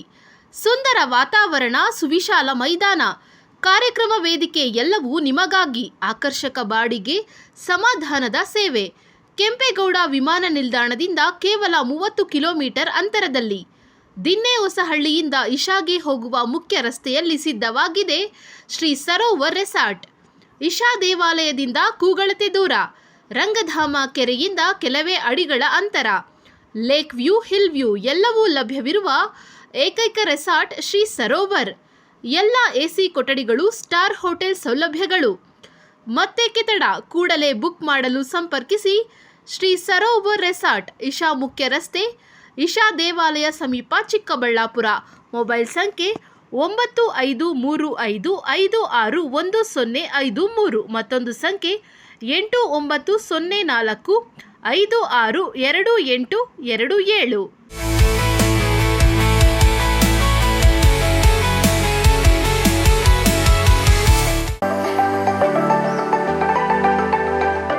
Shri Manjunatha hardware and innovations 22 ವರ್ಷಗಳಿಂದ ಮಾರುಕಟ್ಟೆಯಲ್ಲಿ ಸುದೀರ್ಘ ಪಯಣ ಮತ್ತು ಗ್ರಾಹಕ ಹಾಗೂ ಎಂಜಿನಿಯರಿಂಗ್ಗಳ ನಂಬಿಕೆಯ ಆಯ್ಕೆ. ಅತ್ಯುತ್ತಮ ಗುಣಮಟ್ಟ, ಪ್ರಾಮಾಣಿಕ ಬೆಲೆ. Engineer choices, architect choices, corporates, house owners, carpenter choices, hardware dealers ಹಾಗೂ ಇನ್ನಿತರರಿಗೆ ಹೋಲ್ಸೇಲ್ ದರದಲ್ಲಿ ಸಿಗುವ ಸ್ಥಳವೇ ಶ್ರೀ ಮಂಜುನಾಥ ಹಾರ್ಡ್ವೇರ್ ಮತ್ತು ಇನೋವೇಷನ್ಸ್. ವಿವಿಧ ರೀತಿಯ ವಿನ್ಯಾಸಗಳುಳ್ಳ ಡೆಕೋರೇಟಿವ್, ಪ್ರೊಟೆಕ್ಟಿವ್, ಫಂಕ್ಷನಲ್ ಹಾಗೂ ಉತ್ತಮ ದರದಲ್ಲಿ ಗುಣಮಟ್ಟದ ಹಾರ್ಡ್ವೇರ್ ವಸ್ತುಗಳು ನಮ್ಮಲ್ಲಿ ದೊರಕುತ್ತದೆ. ವಿಳಾಸ: ರಿಲಯನ್ಸ್ ಪೆಟ್ರೋಲ್ ಬಂಕ್ ಹತ್ತಿರ, ಬಿಬಿ ರಸ್ತೆ, ಚಿಕ್ಕಬಳ್ಳಾಪುರ. ಮೊಬೈಲ್ ಸಂಖ್ಯೆ 9739393927, ಮತ್ತೊಂದು ಸಂಖ್ಯೆ 9008680303.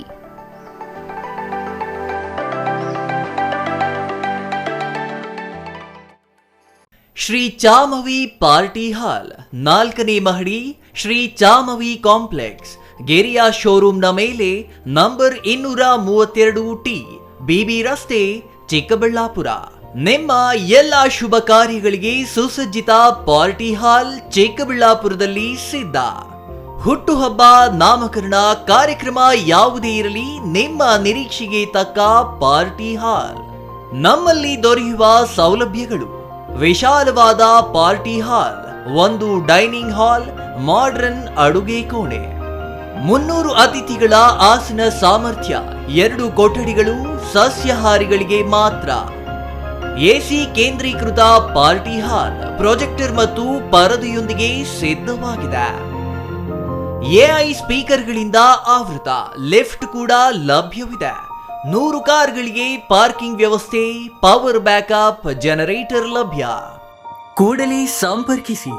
ಶ್ರೀ ಚಾಮವಿ ಪಾರ್ಟಿ ಹಾಲ್, 4ನೇ ಮಹಡಿ, ಶ್ರೀ ಚಾಮವಿ ಕಾಂಪ್ಲೆಕ್ಸ್, ಗೆರಿಯಾ ಶೋರೂಮ್ನ ಮೇಲೆ, ಬಿಬಿ ರಸ್ತೆ, ಚಿಕ್ಕಬಳ್ಳಾಪುರ. ಮನೆ ಕಟ್ಸೋದು ಎಷ್ಟು ಕಷ್ಟನೋ ಅದಕ್ಕಿಂತ ಕಷ್ಟ ಮನೆಗೆ ಇಂಟೀರಿಯರ್ನ ಸೆಲೆಕ್ಟ್ ಮಾಡಿ ಒಂದೊಳ್ಳೆ ಲುಕ್ನ ಕೊಡೋದು. ಆದರೆ ಈಗ ಟೆನ್ಷನ್ನೇ ಬೇಡ. ರಾಮೂಸ್ ಅರ್ಬನ್ ಲಿವಿಂಗ್ ಸ್ಟುಡಿಯೋ ಇದು ಲೊಕೇಟ್ ಆಗಿರೋದು ಯಲಹಂಕ ನ್ಯೂ ಟೌನ್ ಬೆಂಗಳೂರು. ಇಲ್ಲಿ ನಿಮಗೆ ಇಂಟೀರಿಯರ್ನಲ್ಲಿ ಎಲ್ಲ ರೀತಿಯ ಸೊಲ್ಯೂಷನ್ ಕೊಟ್ಟು ಕಾನ್ಸೆಪ್ಟ್ ಡಿಸೈನಿಂದ ಫೈನಲ್ ಇನ್ಸ್ಟಾಲೇಷನ್ವರೆಗೂ ನಿಮಗೆ ತಿಳಿಸ್ಕೊಡ್ಲಾಗುತ್ತೆ. ಇವರದ್ದೇ ಓನ್ ಮ್ಯಾನುಫ್ಯಾಕ್ಚರಿಂಗ್ ಯೂನಿಟ್ ಇರೋದ್ರಿಂದ ನಿಮಗೆ ಬೇಕಾದಂಥ ಪ್ರಾಡಕ್ಟ್ನಿಂದ ಇಂಟೀರಿಯರ್ ಮತ್ತು ಫರ್ನಿಚರ್ಸ್ 10 years ವಾರಂಟಿಯೊಂದಿಗೆ ಮಾಡಿಕೊಡ್ತಾರೆ. ಲೇಟೆಸ್ಟ್ ಟ್ರೆಂಡ್ಗೆ ತಕ್ಕ ಹಾಗೆ acrylic kitchen, U shape, L shape, straight kitchen, G shaped kitchen layouts ಮಾಡಿಕೊಡ್ತಾರೆ. ಇನ್ನು ವಾರ್ಡ್ರೋಬ್ ವಿಷಯಕ್ಕೆ ಬಂದರೆ ಅದೆಷ್ಟು varieties, sliding wardrobes, fitted, customised, 2 door, 3 door, 4 doors wardrobes, walk-in wardrobes, single, concealed, transparent glass, acrylic wardrobes, open wardrobes, corner wardrobes ಅಂತ basic to advance ಎಲ್ಲ varieties ಇವೆ. ಹಾಗೆ ನಿಮ್ಮಿಷ್ಟದ wardrobe finishing options ಕೂಡ ಇದೆ. Decorative, laminate finish, leather finish, glass, MDF, roasted glass, mirror, particle board ಅಂತ ನಿಮ್ಮ taste ಹಾಗೆ ಕ್ರಿಯೇಟಿವಿಟಿಗೆ ತಕ್ಕಂತೆ ಎಲ್ಲಾನು ಡಿಸೈನ್ ಮಾಡಿಕೊಡ್ತಾರೆ. ಡಿಸೈನಿಂದ ಡೆಲಿವರಿ, ಡ್ಯೂರಬಿಲಿಟಿವರೆಗೂ ಎಲ್ಲದರಲ್ಲೂ ಎಚ್ಚರಿಕೆ ವಹಿಸ್ತಾರೆ. ಕ್ವಾಲಿಟಿಯಲ್ಲಿ ಕಾಂಪ್ರಮೈಸೇ ಇಲ್ಲ. ನಿಮಗೆ ಬೇಕಾಗಿರೋ ಒಳ್ಳೆ ಔಟ್ಪುಟ್ ಕೊಡಲಾಗುತ್ತೆ. ನೀವು ನಿಮ್ಮ ಮನೆಗೆ ಒಂದೊಳ್ಳೆ ಇಂಟೀರಿಯರ್ ಸೆಟಪ್ ಮಾಡಿಸೋದಾದ್ರೆ ಸ್ಕ್ರೀನ್ ಮೇಲೆ ಕಾಣಿಸ್ತಾ ಇರೋ ನಂಬರ್ಗೆ ಕಾಂಟ್ಯಾಕ್ಟ್ ಮಾಡಿ. ಹಾಗೆ ವಿಸಿಟ್ ಮಾಡಿ Ramu's urban living studio, Yelahanka, new town, Bengaluru. ವಿರಾಮದ ನಂತರ ಸಿಟಿವಿ ನ್ಯೂಸ್ಗೆ ಮತ್ತೆ ಸ್ವಾಗತ. ಕೊನೆಯದಾಗಿ ಮತ್ತೊಮ್ಮೆ ಮುಖ್ಯಾಂಶಗಳು. ಎಂಪಿ ಅನುದಾನದ ಬಸ್ ತಂಗುದಾಣಕ್ಕೆ ತಹಸೀಲ್ದಾರ್ ಅಡ್ಡಿ, ತಹಸೀಲ್ದಾರ್ ಕ್ರಮಕ್ಕೆ ಬಿಜೆಪಿ ಆಕ್ರೋಶ. ಎಂಪಿ ಅನುದಾನ ವರ್ಸಸ್ ಶಾಸಕರ ಅನುದಾನ, ಮುದ್ದೇನಹಳ್ಳಿಯಲ್ಲಿ ತಂಗುದಾಣ ವಿವಾದ. ಚಿಕ್ಕಬಳ್ಳಾಪುರ ಗೌರಿಬಿದನೂರು ರಸ್ತೆಯಲ್ಲಿ ಭೀಕರ ಅಪಘಾತ, ಅಪಘಾತದ ರಭಸಕ್ಕೆ ಪುಡಿ ಪುಡಿಯಾದ ಕಾರು, ಬೀದಿ ಪಾಲಾದ ಸಾವಿರಾರು ರೂಪಾಯಿ ಮೌಲ್ಯದ ಹೂವು, ಅದೃಷ್ಟವಶಾತ್ ಪ್ರಾಣಾಪಾಯದಿಂದ ಪಾರಾದ ಚಾಲಕ. ಬಿಡದಿ ಟೌನ್ಶಿಪ್ ಸರ್ಕಾರದ ರಿಯಲ್ ಎಸ್ಟೇಟ್ ಯೋಜನೆಯಿಂದ ಕೇಂದ್ರ ಸಚಿವ ಎಚ್.ಡಿ. ಕುಮಾರಸ್ವಾಮಿ, ಭೂ ಲೂಟಿಕೋರರಿಗೆ ಲಾಭ ಮಾಡಿಕೊಡಲು ಯೋಜನೆ, ಸರ್ಕಾರ ಭೂಮಾಫಿಯಾ ಕೈಜೋಡಿಸಿವೆ ಎಂದು ಆರೋಪ. ನಿಂತಿದ್ದ ಲಾರಿಗೆ ಆಂಧ್ರಪ್ರದೇಶದ ಸರ್ಕಾರಿ ಬಸ್ ಡಿಕ್ಕಿ, ಪ್ರಾಣಾಪಾಯದಿಂದ ಪಾರಾದ ಬಸ್ಸಿನಲ್ಲಿದ್ದ 30ಕ್ಕೂ ಹೆಚ್ಚು ಪ್ರಯಾಣಿಕರು, ಹಲವರಿಗೆ ಗಾಯ, ಒಬ್ಬರಿಗೆ ಕಾಲು ಮುರಿದು ಆಸ್ಪತ್ರೆಯಲ್ಲಿ ಚಿಕಿತ್ಸೆ.